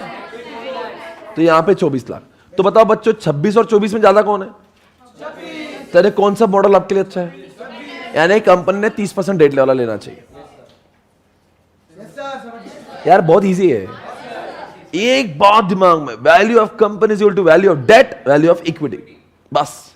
पर वो वैल्यू ऑफ इक्विटी वो नहीं होती है, कौन सी? जो पहले वाली होती है, वो जो नई निकलती वो वैल्यू होती है। कैसे? नहीं रुको, मैं आपको बताऊं। आप बोलेंगे अरे 20 लाख चाहिए था, 6 लाख का डेट हो गया, तो डेट कितना? डेट 6 लाख और इक्विटी 14 लाख का अपने आप ही होगा, तो 20 लाख। तो आपको आपके साथ हर कॉलम में 20-20 लाख ही आएगा। वैसा नहीं होता, वो डेट तो डेट होगा, पर बाद में जो आपका पैट आता है, वो पैट को के से डिवाइड करके जो आता ना, वो आपका वैल्यू ऑफ इक्विटी आता। नहीं तो कुछ लोग क्या करेंगे, 6 लाख का डेट है और कितना चाहिए था? 20 लाख ना, हाँ 14 लाख का। फिर आपके हिसाब से तो हर जगह पे 20-20-20 का वैल्यूएशन आना चाहिए। तो मुझे लगता है वो गलत है, हम जो अभी कर रहे थे वो सही है। अभी मैं तीसरे क्वेश्चन में जाना चाहता हूं। सब सही चल रहा है? नहीं, मैं बोलना चाहता हूं। If you allow me, can I take the next question? NOI approach, हम लोग कौन सा चैप्टर कर रहे हैं? Capital structure. Alpha Limited, don't talk guys. Alpha Limited and Beta Limited are identical except what? यानी कि सोचो दोनों कंपनी का EBIT सेम ही है। जब कंपनी का आइडेंटिकल कहते हैं ना, तो मतलब दोनों का EBIT सेम होता है, पर दोनों का क्या अलग है? डेट इक्विटी स्ट्रक्चर अलग है। Alpha limited 50% debt, 50% equity, where as beta 20-80, all percentage are in the market. ठीक है, the borrowing rate for the both the companies 8% in no tax world, यानी कि केडी का रेट उनका 8% है। Capital markets are assume to be perfect. ठीक है, वो जाने दो। अभी इफ यू ओन वगैरह जो भी उसके नीचे आता हूं, यहां पे लिखा है एंड द ओवरऑल कैपिटलाइजेशन कितना है इसका? 18%। पढ़ता हूं। If you own 2% of the shares of alpha, what is your return if the company has यानी कि उनका EBIT, ऑपरेटिंग इनकम मतलब 360 है, and the overall capitalization rate is 18 KO है, तो आपको ये जवाब देना है what is your return. What is your return मतलब क्या? KE। एक बात बताओ, ये क्वेश्चन जो बताया गया, ये KO ने वैक चाहिए। सुन के लो ध्यान से पूरा, इधर मेरे पास कॉन्सेंट्रेशन 100% होना चाहिए। क्या चाहिए उनको? KO ने वैक चाहिए। वैक का कल का फॉर्मूला बताओ।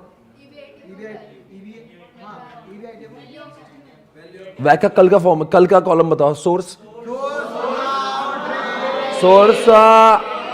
Amount weight. आप जो हम लोग वैक निकलते ना, वो वैक दिया हुआ है, तो 18% निकला हुआ है। सोर्स भी मालूम है, कौन सी सोर्स? डेट इक्विटी, खत्म हो गया। सोर्स अमाउंट कितनी है देखो ना, आप क्या कर देखो,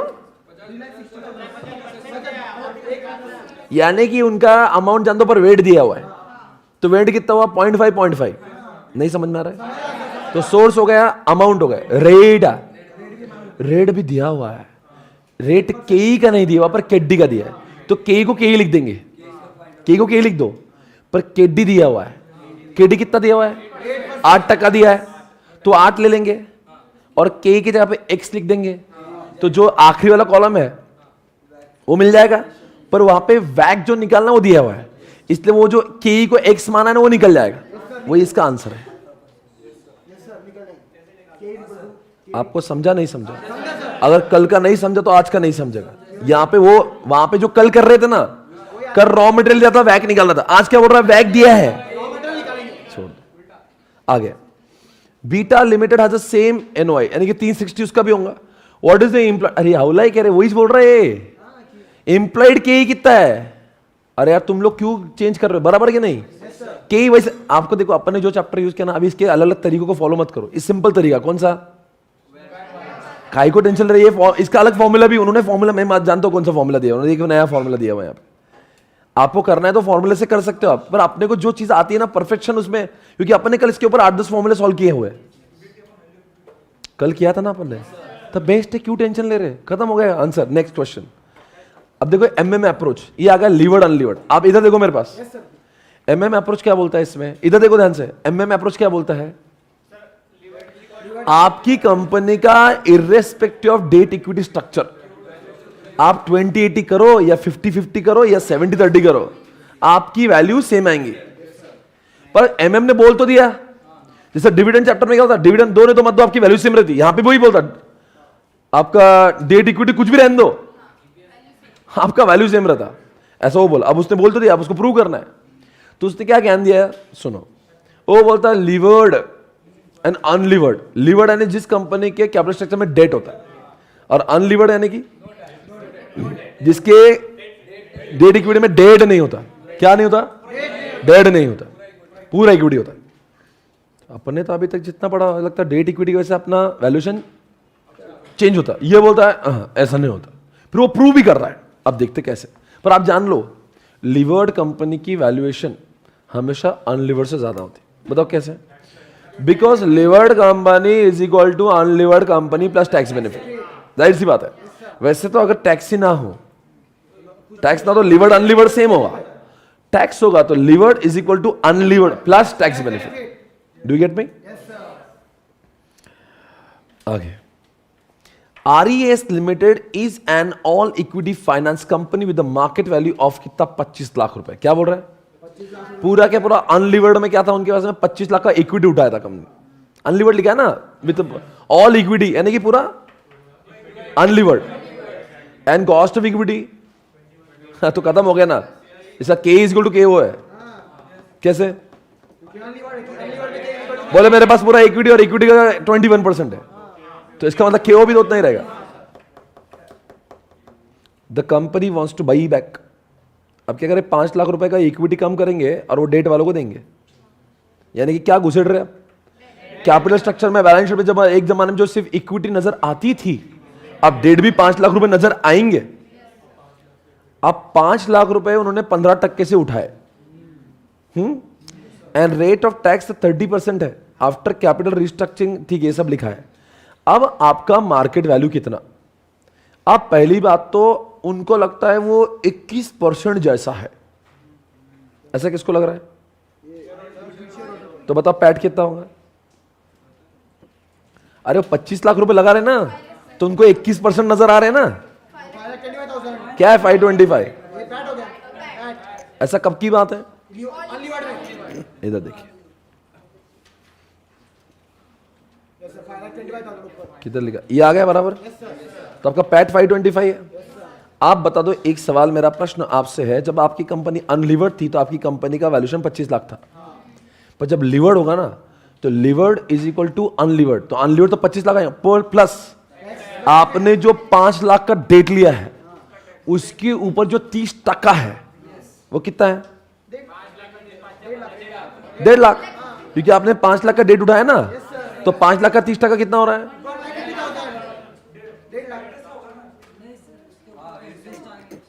अरे पर वो प्रेजेंट वैल्यू में उतना ही चाहता ना,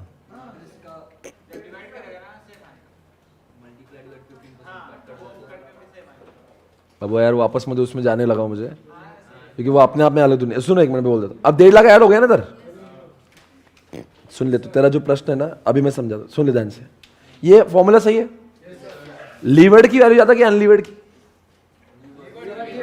क्यों लीवर्ड की वैल्यू ज्यादा, क्यों उसको जो इंटरेस्ट उसके पेन के डेबिट में पड़ता है ना, उसके उसका टैक्स से हो जाता। अब बताओ 1.5 लाख रुपए सेव हो रहे हैं, 1.5 लाख रुपए कहां जाएंगे, 5 लाख पे 5 लाख रुपए का 5 लाख रुपए का क्या है इंटरेस्ट रेट कितना है, कितना हो रहा है,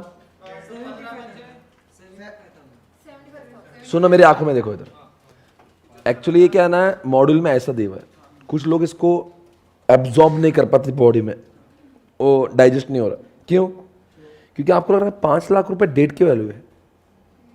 5 लाख रुपए थोड़ी ना पेन का डेबिट का आइटम है, 5 लाख का इंटरेस्ट डेबिट का आइटम है, तो उसके ऊपर टैक्स से होना। ये आपको प्रश्न में समझ रहा हो, पर वो भी 1.5 लाख ही आंसर आएगा, मैं आपको बता रहा हूं। तो मॉड्यूल ने क्या करा, शॉर्टकट मारा है, मैं आपको लॉन्ग कट से शॉर्टकट बताता हूं।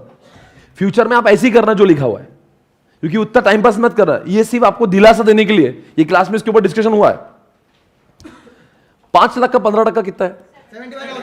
75,000 का 30%, यानी कि कितना आपने टैक्स बचा लिया? 22,500, यानी कि हर साल कितना पैसा बचे आपको? 1 साल के हर साल 22,500, 22,500, 22,500, 22,500, 22,500, यानी कि परपिचुअल 22,500 बच रहे हैं। 22,500 बचाने के लिए आपको कितने पैसे लगाना पड़ेंगे? अगर 15% का वैल्यूएशन है तो 22,500, अगर आपको 22,500 बैंक से कमाना है और 15% के इंटरेस्ट, तो बैंक में कितने पैसे रखना पड़ेंगे? तो इसलिए 1.5 लाख का 22,500 1 साल का फायदा है। परपेचुअल 22,500 कमाना है ना, तो आपको 1.5 लाख रुपए बैंक के पास रखना पड़ता है, यानी 22,500 के फ्यूचर की प्रेजेंट वैल्यू 1.5 लाख है। तो अगर अपन वैसा भी, इन्होंने क्या करा, ये शॉर्टकट, ये बहुत अच्छा तरीका है। आंसर ऐसा खाओ नहीं तो ऐसा खाओ, घुमा के खाने में समझ में आता हो क्या हो रहा है। अब देखो कितना उसकी आंखों में कितनी खुशी है, वो खुशी क्यों ढूंढ रहा था पता है? उसको यहां पे दर्द हो रहा था। नहीं, ये झेपता नहीं, पहले तो प्राइमा फेसी झेपता ही नहीं, और जिन लोगों को झेपता है उनको समझते नहीं, वो इग्नोर कर, अच्छा होगा बराबर ही होगा।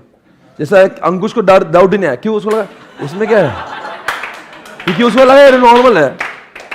पर एक्चुअली 5 लाख पेंडर के डेबिट पे नहीं जाते, 5 लाख का इंटरेस्ट डेबिट में जाता है। 22,500 नहीं, आपका 75,000 डेबिट में आता है, उसके साथ 22,500 से होते हैं, पर 22,500 परपिचुअल से होते हैं, उसका प्रेजेंट वैल्यू 1.5 लाख है। फॉरगेट अबाउट इट, 1.5 लाख आ रहा है। ये आपकी लीवर्ड की वैल्यूएशन 26.5 लाख है। Got it guys? क्वेश्चन देखो, मार्केट वैल्यू आ गई, अनलीवर्ड के समय 25 लाख, लीवर्ड के समय 26.5 लाख। कॉस्ट ऑफ इक्विटी कैसे निकालते रहे?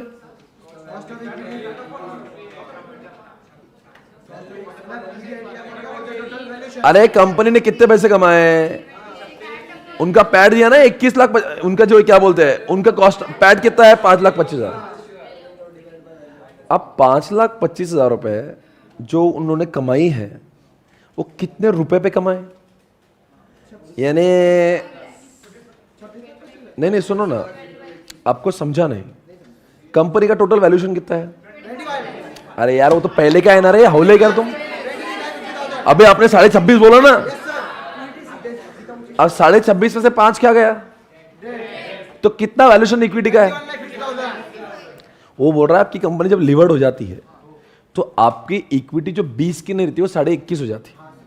अब 21.5 के ऊपर आपने 5,25,000 कमाए, क्या नहीं कमाए? नहीं कमाए। कमाए क्या नहीं कमाए? कैसे? इधर देखिए, आपने क्या किया, आपने इधर देखिएगा, 5,25 तो आपने पहले कमाए थे, पर अभी 5,25 नहीं कमाए आपने देखो ना, ऐसे है, क्योंकि क्या हो जाता है, आप जब ये क्या कर रहे हो, ये आपका EBIT 7.5 लाख ही था, पर अभी आपका इंटरेस्ट 75 का 675 कमाया, फिर आपका टैक्स इतना गया। अरे बोलते कि नहीं बोलते? ये 7.5 लाख कैसे आए? ये रिवर्स गए भाई। क्या होता है ना, आपने, मैं आपको, वो ऐसे गया है, आपको पता था 21% की, सबसे पहले याद करो क्वेश्चन की शुरुआत कहां से हुई थी। आपने 25 लाख लगाए थे, आपको 21% मिलता था, यानी कि पूरा कंपनी शेयर होल्डर के लिए कितना कमा रही थी? हाँ इधर देखो ना, 5,25,000 टैक्स काटने के बाद कमा रही थी, टैक्स को एड बैक करके कंपनी 7.5 कमा रही थी, यानी कंपनी वाज अर्निंग 7,50,000। तो 7,50,000 इंटरेस्ट तो कुछ था नहीं, यानी कि कंपनी की EBIT 7.5 था, तो यानी कि कंपनी तो डेट इक्विटी स्ट्रक्चर क्या, कंपनी तो सेम है, तो 7.5 तो पहले भी EBIT था अनलिवर्ड में, तो लिवर्ड में भी 7.5 ही होगा। तो 7.5 में से आप क्या, जो पहले इंटरेस्ट माइनस 0 हो रहा था, अभी तो आपने 5 छोड़कर डेट लिया है, तो उसका इंटरेस्ट माइनस हुआ, फिर उसका टैक्स माइनस हुआ, इसलिए आपका जो पैट है वो 472 है।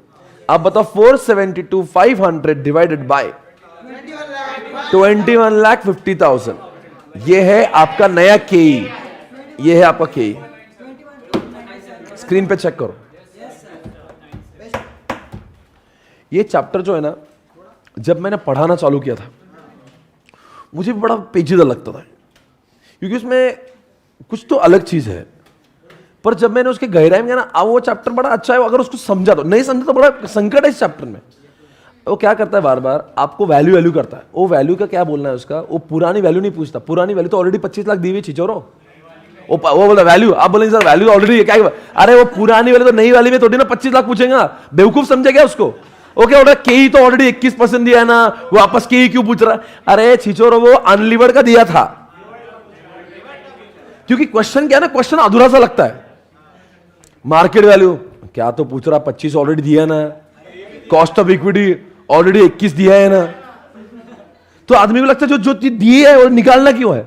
वो क्या है जो दी वो अनलिवर्ड की थी, तो लिवर्ड आने से यानी कि आपने डेट इक्विटी स्ट्रक्चर को चेंज करने से आपका वैल्यूएशन एक तो पहले डेट की वजह से बढ़ गया, और उसके से आपका जो है ना अभी पैट चेंज हुआ तो आपका के भी चेंज हो गया।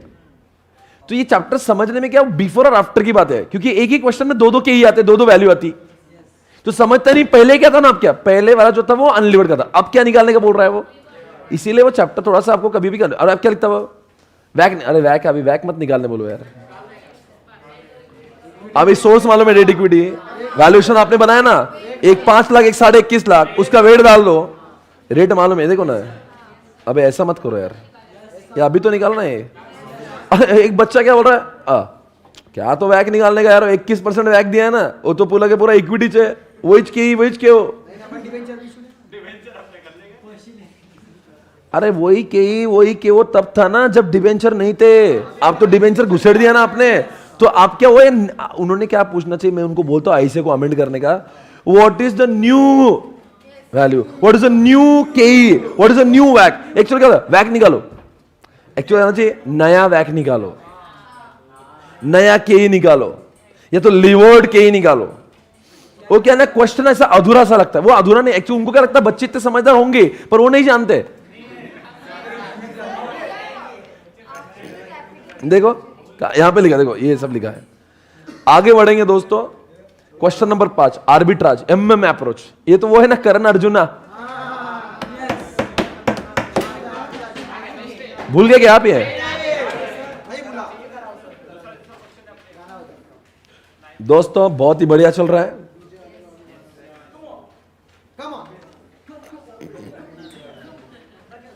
चलो बहुत बढ़िया, कमान दोस्तों। करण है और अर्जुन है, एमएम अप्रोच ने आपको एक बात समझाई। वो बोल रहा है कि आपका डेट इक्विटी स्ट्रक्चर चाहे कुछ भी हो जाए। अब देखो करण जो है ना, ये करण जो है ना डेट इक्विटी वाला है, और अर्जुना जो है वो पूरा इक्विटी वाला है, यानी अर्जुन पूरा अनलिवर्ड है और करण जो है वो डेट इक्विटी लिवर्ड वाला है।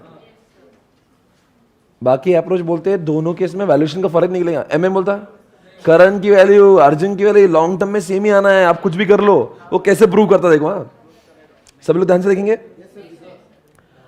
बोलते हैं data relating to two companies belonging to the same risk class. इसका मतलब क्या होता है पता है? दोनों की रिस्क का सेम है। अरे बोलो रहा है दोनों की रिस्क का, यानी कि मतलब क्या, दोनों की रिस्क सेम है। तो वो लोग बेवकूफ है क्या जो 1 रुपया 20 पैसे का शेयर लेंगे, यानी कि ये करण की वैल्यूएशन भी 1 रुपया 20 पैसे की एक शेयर की है और अर्जुन भी 1 रुपया, और हालांकि दोनों का performance are belonging to same risk class है ना। बताओ आपके पास में अगर करण होता, करण के शेयर, तो आप करण का बेच के अर्जुन ले लेते, क्यों? अरे 1 रुपया 20 पैसे की चीज मैं बेच दूंगा 1 रुपए, क्योंकि दोनों भी कंपनी सेम ही है। जैसे टीसीएस और इन्फोसिस सेम है, और टीसीएस महंगा तो मैं टीसीएस को बेच दूंगा, इन्फोसिस ले लूंगा। इसको क्या करते हैं लोग? आर्बिट्राज बोलते हैं। क्या बोलते हैं इसको?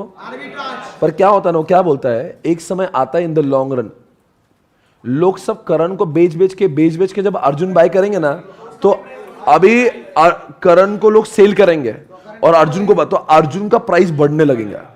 तो अर्जुन 1 से 1, 5, 1, 10 आएगा, और इसका सेल इतना हो रहा है, सेल हो रहा है, तो ये डाउन है, तो दोनों मैच हो जाते हैं, तो 1, 10, 1, 10 हो जाएंगे। तो उसके से क्या होगा पता है, उस केस में आर्बिट्राज खत्म हो जाएगा। हाँ तो फायदा ही नहीं ना, करण को क्यों बेचो, बोले मैं करण को बेच के अर्जुन ले लूंगा, बोले क्यों, बोले वो 1.10 में मिल रहा है, छिचोरे ये भी तो 1.10 का ही है। ये तो तब मजा आ रही थी जब 1.20 का दे के 1 रुपए में मिल रहा था। तो लॉन्ग रन में क्या साबित कर दिया उसने? अच्छा बताओ, एक सवाल पूछो, ये जो इसका वैल्यूएशन 1 रुपए है और इसका वैल्यूएशन 1.20 रुपए है, यहां पे डेट है, ये बताओ ये शुरुआती दिनों में आपको लगा ऐसे है कि इसका वैल्यू क्यों ज्यादा होगा? बिकॉज इसकी कॉस्ट ऑफ कैपिटल कम थी, क्योंकि आपको डेट का प्रोपोर्शन ज्यादा था और कॉस्ट कम थी, इसलिए उसका शेयर प्राइस बढ़ रहा था इनिशियली। पता नहीं क्या बोल रहा है, जान दो, मैं और एक बार बोलने की कोशिश करता हूं। ये 1.20 क्यों है? बिकॉज जहां पे डेट होता है वहां पे इंटरेस्ट रेट यानी कि कॉस्ट, तो इसलिए लोग आके शेयर की प्राइस। अर्जुन की प्राइस क्यों कम थी? महंगा कैपिटल था उसका, बिकॉज सारा इक्विटी था। और लॉन्ग टर्म में क्या होता है?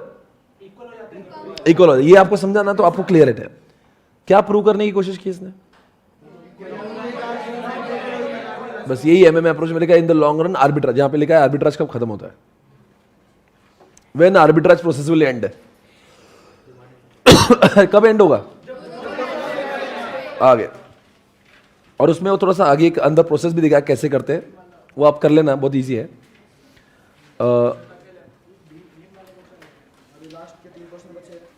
Effect of debt funding on the value of equity shares, come on concentrate everybody, zeta limited is presently finance entirely by equity. क्या बोल रहे हैं? पूरा के पूरा 100% जो है ना इक्विटी से, पूरा अनलिवर्ड है कि लिवर्ड है?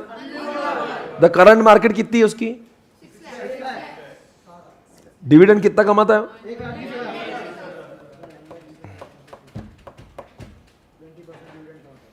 This level of dividend is expected to generate net cash receipt of what? नहीं वो क्या है, ये क्वेश्चन थोड़ा सा वो मैंने आपको क्लास में बताया था। एक्चुअली क्या है, ये लाइन पहले होना चाहिए तो बाद में होना चाहिए था। वो क्या है ना, कंपनी के पास में यहाँ पे लिखा है डिविडेंड जो है ना, this level of dividend is expected to generate a cash receipt of 1 lakh indifferently and the project, ये देखना, the project would be finance by issuing what 5 lakh debenture at the 18। अब क्या होता है वो बोल रहा है, अब कंपनी के पास 6 लाख रुपए क्या है, जब 100% इक्विटी था उसकी वैल्यूएशन कितनी थी? अब कंपनी क्या कर रही है, बोलो यार, ये कंपनी 5 लाख रुपए अब घुसेड़ रही नए,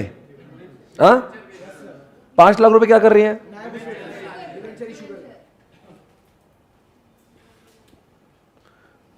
इस क्वेश्चन में थोड़ा सा ऊपर नीचे मैं सोच रहा हूं कि क्या कौन सी लाइन ऊपर एक लाइन बाद में है, क्योंकि क्या होता ना, यहाँ पे एक ऐसा क्वेश्चन आया था, आपको याद होगा तो, एक लाइन थोड़ा सा ऊपर नीचे हुई है, मैं आपको बताता हूं क्या है।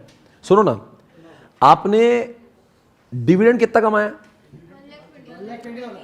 अब this level of dividend is expected to generate what? Net cash receipt, यानी कि जो आप ये नए 5 लाख रुपए लगा रहे हो ना, अरे नए जो 5 लाख रुपए लगा रहे हो ना, उसके से आपको 1,05,000 का फायदा हो रहा है। समझा? वापस से बोलूं, this level of dividend is expected to generate 1,05,000। मुझे सिर्फ चेक करने दो क्या क्या मैं बोल रहा हूं, क्योंकि ये थोड़ा सा किसी के बुक है क्या, उसको पता होगा।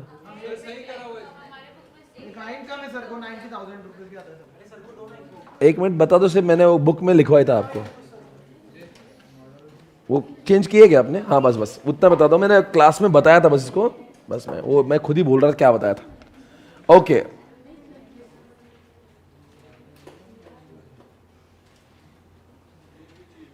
The project would B financed by, अच्छा सुनो ना, यहां पे जो एक लाइन है सुन लो, ये जो पॉइंट है ना, दिस लेवल ऑफ डिविडेंड, कहां गया दिस लेवल ऑफ डिविडेंड?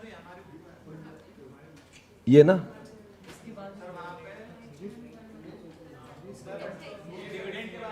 ये जो दिस लेवल ऑफ डिविडेंड है ना, सुन लो मेरे सामने जो हाईलाइट किया हुआ है, ये जो पूरा हाईलाइट किया है ना, ये किसके बाद आना चाहिए मालूम क्या?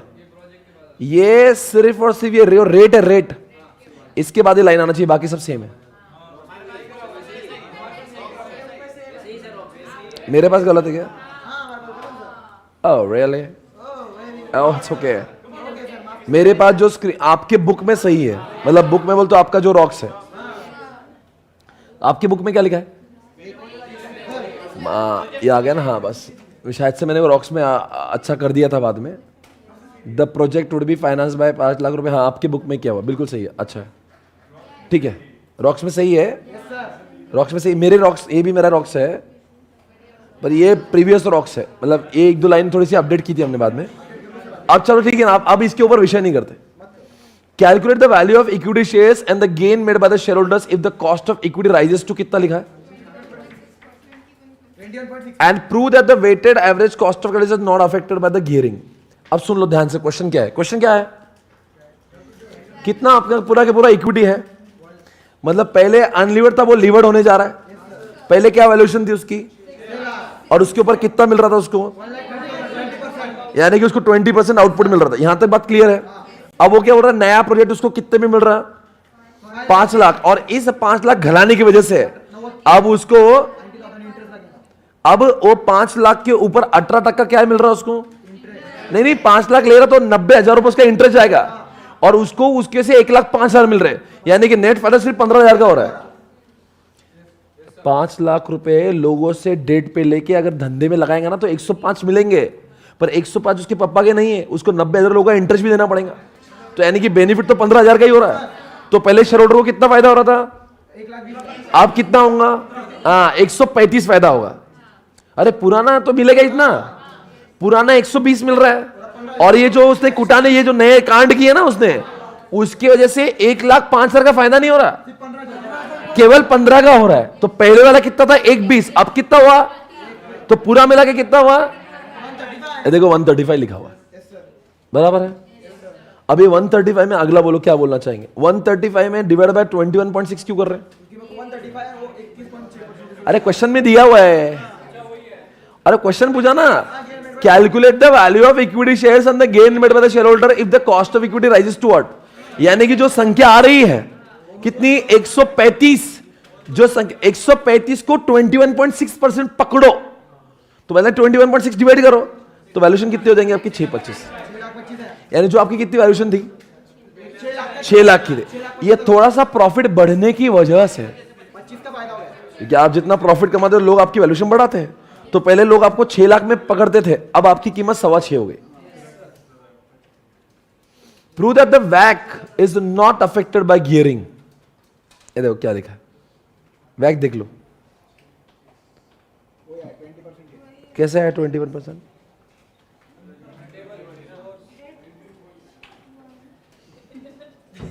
पहले कितना था? 6 लाख पे आप 1,20 कमा रहे थे, तो 20% कमा रहे थे, 20% वैक था, क्योंकि आपका इसमें सिर्फ के ही था, और के ही 20% था। अभी के 21.6 हुआ जरूर, पर आपको सस्ता वाला डेट भी तो मिला है, तो इसलिए ये इधर बढ़ गया, इधर से कम हो गया, तो आपका अल्टीमेटली 20% हो गया। अरे कुछ नहीं, वो बोल रहा नए वाले का वैक निकालो और ये बताओ कि नया और पुराना का वैक सेम आ रहा है। तो पुराने का तो 20% कैसे आया था? आपने 6 लाख लगाए थे, अरे क्या 6 लाख, और उसके ऊपर 1,20 मिल रहा था आपको, तो 6 पे 1,20 मिल रहा था, सबसे पहले इक्विटी था तो 20%, अब तो डेट लेके भी 20%, यानी कि आपने क्या प्रूव किया दोनों का? नेक्स्ट क्वेश्चन, फाइनेंस बिल्कुल सही बोल रहा है। अगर यहां पे एक बात सुनो, एक बात, 1 मिनट सुन लो, इधर ध्यान से सुनना, सुनो गौर से दुनिया वालों, आप सुनेंगे तो मुझे बहुत अच्छा लगेगा। एमएम के मुताबिक लीवर्ड और अनलीवर्ड की वैल्यूएशन सेम हो जाती, उनका वैक्स सेम हो जाता अगर टैक्स नहीं होता, तो इसलिए वहां पे 20-20 दोनों का आ रहा है। अगर उसका वो सेम हो, अगर टैक्स होता तो क्या होता? Levered is equal to unlevered plus, इस केस में दोनों सेम क्यों आ रहे हैं? हालांकि एक लीवर्ड एक अनलीवर्ड है, यहां पे लिखा ना टैक्स नहीं है। आगे बढ़ेंगे, फाइनेंस कुछ नहीं पता क्या है ये, तो इससे जैसा झंडू बाम क्वेश्चन कुछ नहीं, वो क्या बोलेगा? नहीं सुनो ना, क्वेश्चन क्या, आप इधर देख लो, आप सिर्फ महसूस कर लो इसको, 1 मिनट में आपको बताता क्या है। वो क्या बोल रहा है, आपका ईबीआईटी इतना है, फिर आप कभी 30-70 ले लोगे, कभी 50-50 लोगे, कभी 20-80 लोगे, और तीनों भी तरीके से आप ईपीएस निकालो, और फिर बताओ सबसे अच्छा ईपीएस किसमें आता, तो जिसका अच्छा सबसे ईपीएस आता, ये देखो क्वेश्चन मत पढ़ो, आप क्वेश्चन मत पढ़ो 2 मिनट, आंसर देखो। ये देखो यहां पे क्या लिखा है, कितने आपको चाहिए थे पैसे? तो आपके इसमें क्या है, ये 545 है, ये 20, ये क्वेश्चन में गिवन है। अरे टाइम वेस्ट मत करो यार। अब क्या हुआ ना, ये ऐसा ऑलरेडी गिवन है, मार्केट वैल्यू शेयर्स की दी हुई है, तो नंबर ऑफ इक्विटी शेयर्स मिल गया आपको। नंबर ऑफ इक्विटी शेयर्स निकाले ताकि आप ईपीएस निकले। 2 मिनट आप नंबर ऑफ इक्विटी को बाजू में रखे, आपका ईबीआईटी कितना है? ये तीनों का सेम क्यों आएगा? कंपनी सेम ही है ना। अरे कंपनी में डिफरेंस नहीं है, कंपनी तो सेम ही है ना भाई।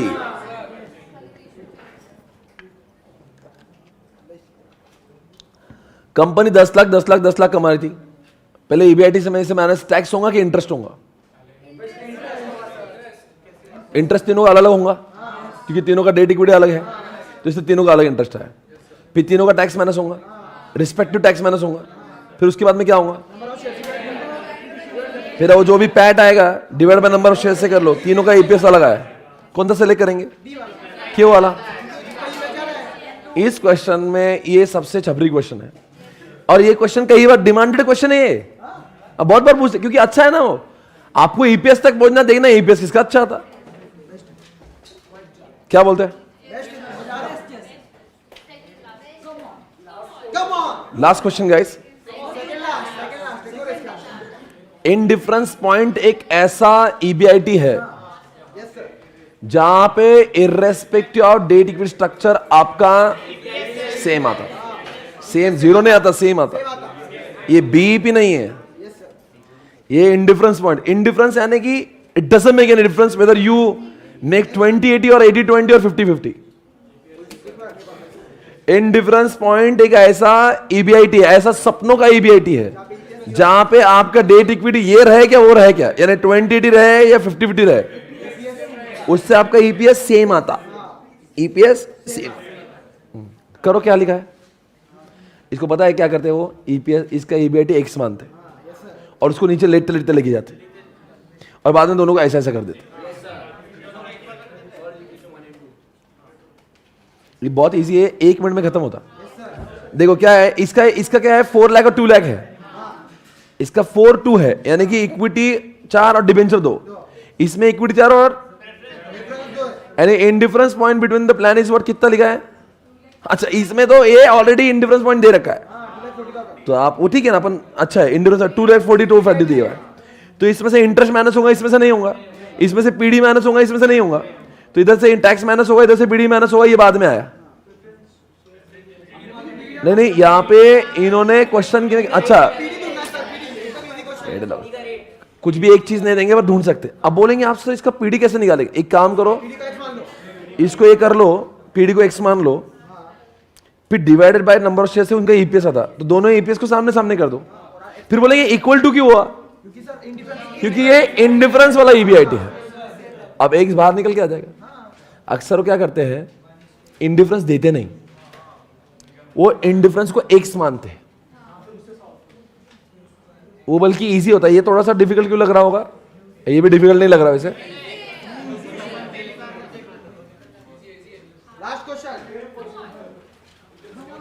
वापस से इनडिफरेंस क्वेश्चन है दोस्तों, और दोस्तों इतना एक बता दो, ओ सुनो ना बच्चों, आपको मुझसे बात करना ही पड़ेगी।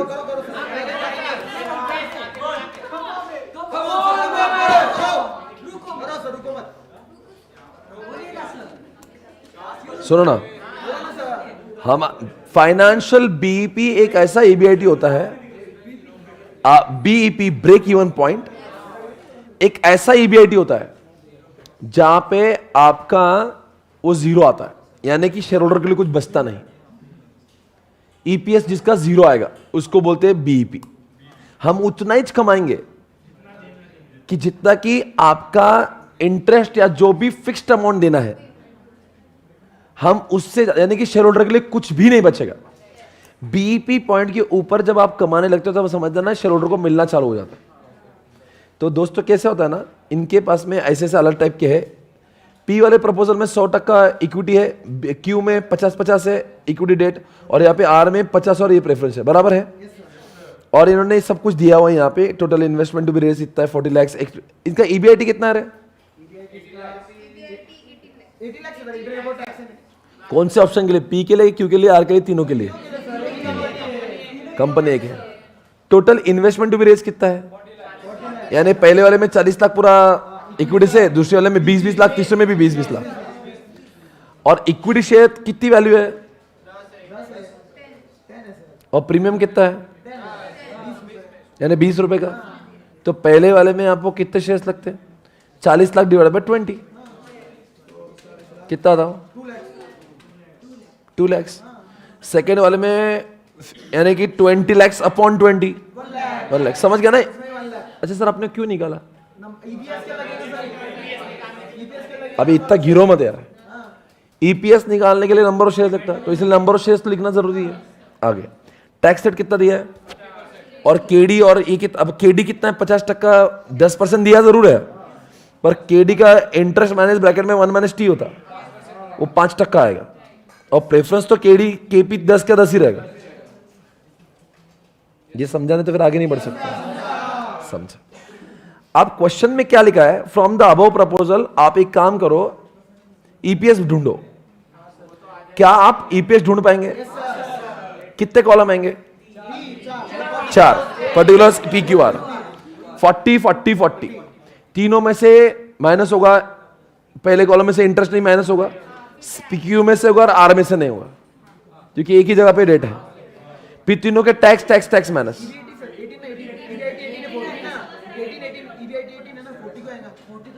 मैंने क्या बोला? अरे हाँ 18, जो भी ईबीआईटी होगा। तो ईबीआईटी लिख दिया, माइनस इंटरेस्ट हो गया जहां जहां पे इंटरेस्ट एप्लीकेबल है, टैक्स सब में से जाएगा, पीडी वहां से माइनस होगा जहां पे आर है। तो हम लोग कहां पहुंचेंगे?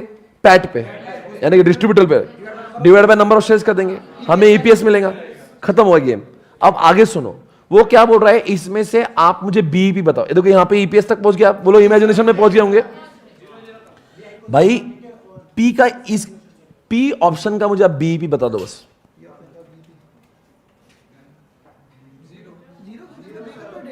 क्योंकि इसका फिक्स्ड फाइनेंशियल कॉस्ट कुछ भी नहीं है, तो इसका बीईपी 0। अगर 0 भी कमाएंगे तो चलेगा, पर क्यू के लिए ऐसा नहीं है। क्यू के लिए कम से कम तो उसको 20 लाख तो कमाना ही पड़ेंगे। बोलो क्यों? तो उसको तो 20 लाख रुपए उसको कमाना पड़ेंगे। नहीं समझे? देखो यहाँ पे बीईपी लिखा है, इसका बीईपी 0 है, इसका बीईपी 2 लाख है, और लास्ट वाले का बीईपी ये बता देना। अब आप सबसे ज्यादा होशियार है। यहां पे प्रेफरेंस डिविडेंड कितना देना है उसको पता है? 2 लाख है ना? सॉरी गलती से 20 लाख लिखा, पर 2 लाख है।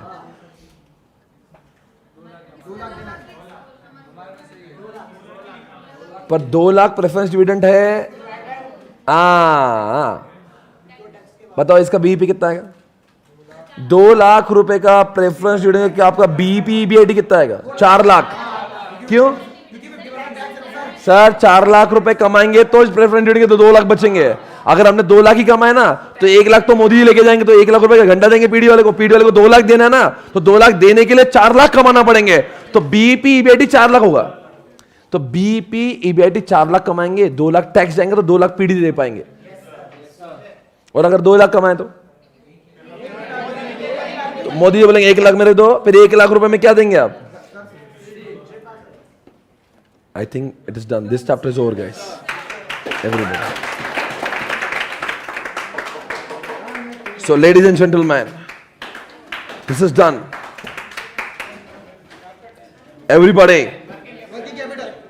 दोस्तों,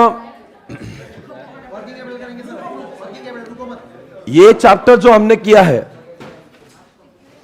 आई थिंक ये चैप्टर में मुझे जितना रिकॉल हो रहा है, मैं आपको कुछ बता रहा हूं। एक क्वेश्चन होता है एमएम अप्रोच, जिसमें क्या बोलते हैं? लीवर्ड अनलीवर्ड वो आता है। Levered is equal to unlevered plus tax, वो सब आता है। इस चैप्टर में एक और कॉन्सेप्ट है इनडिफरेंस पॉइंट, जिसमें क्या बोलते हैं? एक ऐसा ईबीआईटी जहां का ये ऑप्शन वो ऑप्शन दोनों का एक्स लेके खत्म कर दो। इस चैप्टर में एक बीईपी कॉन्सेप्ट है, एक ऐसा ईबीआईटी हम उतना ही ईबीआईटी कमाएंगे जितना फाइनेंशियल कॉस्ट देना है, उससे ज्यादा शेयर होल्डर के लिए कुछ नहीं बचेगा। फिर इस चैप्टर में आपको वैल्यू निकालने का बोलते हैं कि पहले का वैल्यू क्या, तो total value is equal to debt का वैल्यू, इक्विटी का वैल्यू। फिर इस चैप्टर में आपको केई निकालने का बोलते हैं। तो वो वैक के 5 कॉलम में डाल के वो केओ देते हैं, आपको के ही निकालने बोलते हैं। अरे बोलो यार। तो देखो इस चैप्टर में मुझे लगता है ये जो दिया हुआ ना क्वेश्चंस, ये रॉक्स में ऐसे ऐसे भारी भारी क्वेश्चन चुन चुन के डाले हैं ना, ये पूरा हो जाता है, क्योंकि पूरे क्वेश्चन 20, 21 और 9 तो दिए हुए हैं यहाँ पे। तो it covers almost all the questions. इस चैप्टर में और एक टाइप है, कौन सा डेट इक्विटी स्ट्रक्चर जहां पे जिसका ईपीएस ज्यादा होगा। तो ये तो सबसे गिरा हुआ क्वेश्चन है। ईपीएस निकालना आसान है कि डिफिकल्ट है? क्या करना पड़ता है? ईबीआईटी लिखो, माइनस इंटरेस्ट करो, माइनस टैक्स करो, माइनस पीडी करो, जो आता है divide by number of shares करो। तो अगर मैं इस चैप्टर की बात करता हूं मित्रों, तो आप जरा 6 से 7 अलग टाइप के क्वेश्चंस मुझे रिकॉल करके बताएंगे तो मैं समझूंगा कि आपको ये चैप्टर आने लगा है। बोलो बच्चों, कितने टाइप के क्वेश्चंस होंगे इस चैप्टर में? ये है कैपिटल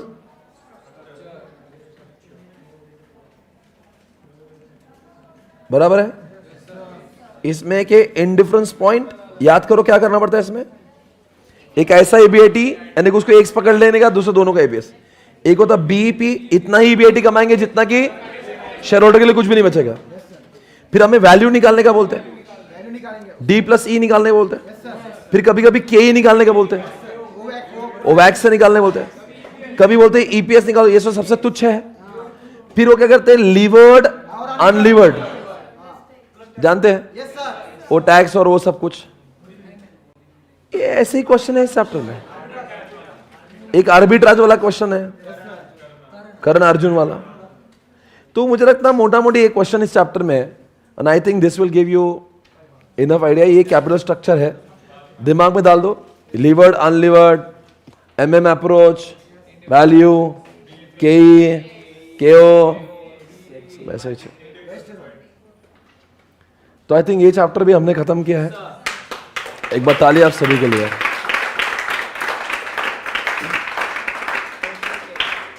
मित्रों, जितने भी लोग वहां पे YouTube पे देख रहे हैं, are you happy? Are you happy guys? Come on everyone. क्या बात है, अभी तक सब लोग लाइन पर जुड़े हैं। बहुत ही बढ़िया, बहुत बढ़िया, बहुत बढ़िया गाइस।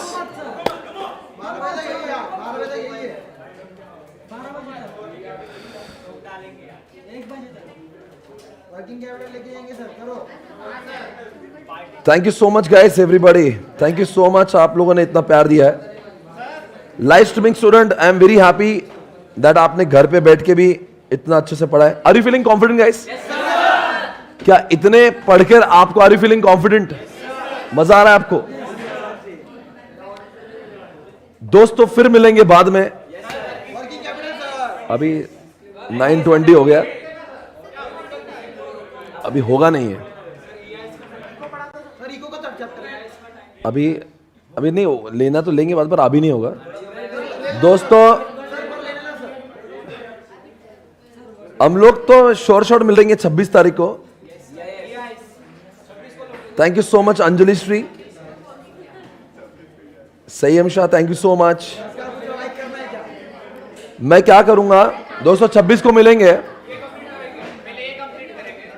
आप लोग काम करें, हमने जितने भी चैप्टर्स हुए हैं 9 + 4 13 में से 14 में से 12 चैप्टर्स तो हमने खत्म किए हैं। आप लोग 12 चैप्टर्स को अच्छे से, पहली बात तो जितना हमने पढ़ा है उतना पूरा आप लोग अच्छे से रिवाइज करें, और उसके बाद में वर्किंग कैपिटल और वो पढ़ते रहे। इसके बाद का जब रिवीजन आएगा, जब मैं क्या पढ़ाऊंगा आगे, अक्टूबर आएगा राइट। अक्टूबर में आई विल मेक श्योर कि हम लोग थोड़ा सा मॉड्यूल को ऊपर ले जा रहे हैं, प्रैक्टिकल क्वेश्चंस कर रहे हैं। और मैं क्या करता हूं, आपके लिए ये वर्किंग कैपिटल का एक अलग से रिवीजन है, वो मैं उसको अपलोड करता हूं। अभी इतना टाइम नहीं है, पर मुझे यकीन है अगर आप वर्किंग कैपिटल में उतना रिवीजन भी अगर देख लोगे आप, तो आपका काफी कुछ हो जाएगा। मैं वापस से बोलता हूं मैं क्या बोल रहा हूं। वर्किंग कैपिटल का एक रिवीजन लेक्चर होगा, मैं अपलोड कर दूंगा, जहां पे सिर्फ रिवीजन मैंने चैप्टर खत्म करने वाला नहीं कि वो क्लास के बाद में जो रिवीजन लेता हूं, तो एक 2-3 घंटे वाला रिवीजन है, तो आप वहां से करेंगे तभी उसमें आगे जाएंगे आप, तो उसको अलग से मैं अपलोड कराता हूं। बाकी guys thank you so much. अक्टूबर में कुछ अलग टाइप का रिवीजन होगा, उसको जरूर अटेंड करना, जहां पे आईसीआई के पेपर्स, आरटीपीस, मॉड्यूल, इन सब का समावेश किया जाएगा। बाकी thank you so much guys everyone. Make sure guys आप लोग रिवाइज कर रहे हो, आप लोग अच्छे से सारे के सारे क्वेश्चन सॉल्व कर रहे हैं, और वक्त आपको मिल रहा था आप खुद आरटीपीस और आईसीआई सॉल्व कर रहे हो। Thank you so much guys, take care, bye bye, have a great time, good night, take care. इसको जनहित में शेयर करें। Thank you so much, bye bye.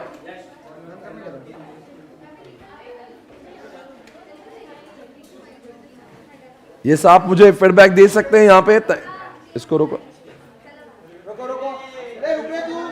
आप लोग। यस बिल्कुल, थैंक यू सो मच। यहां पे सभी लोग जो लिख रहे हैं, thank you so much. Even I will miss you to.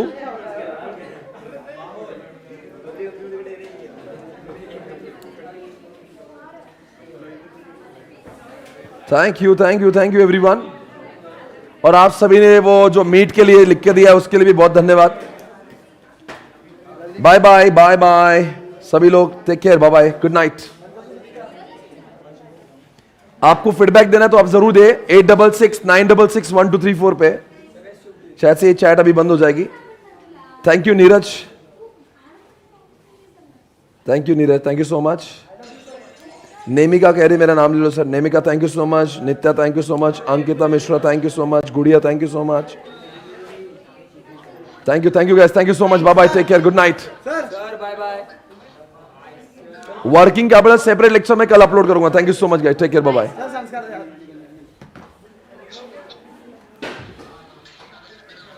हम लोग ले सकते थे लेक्चर वर्किंग कैपिटल पर, टाइम अभी बहुत कम है, 9:30 बज चुके हैं, अभी घर जाने का टाइम है, वरना घर वाले निकाल देंगे। Bye bye, good night.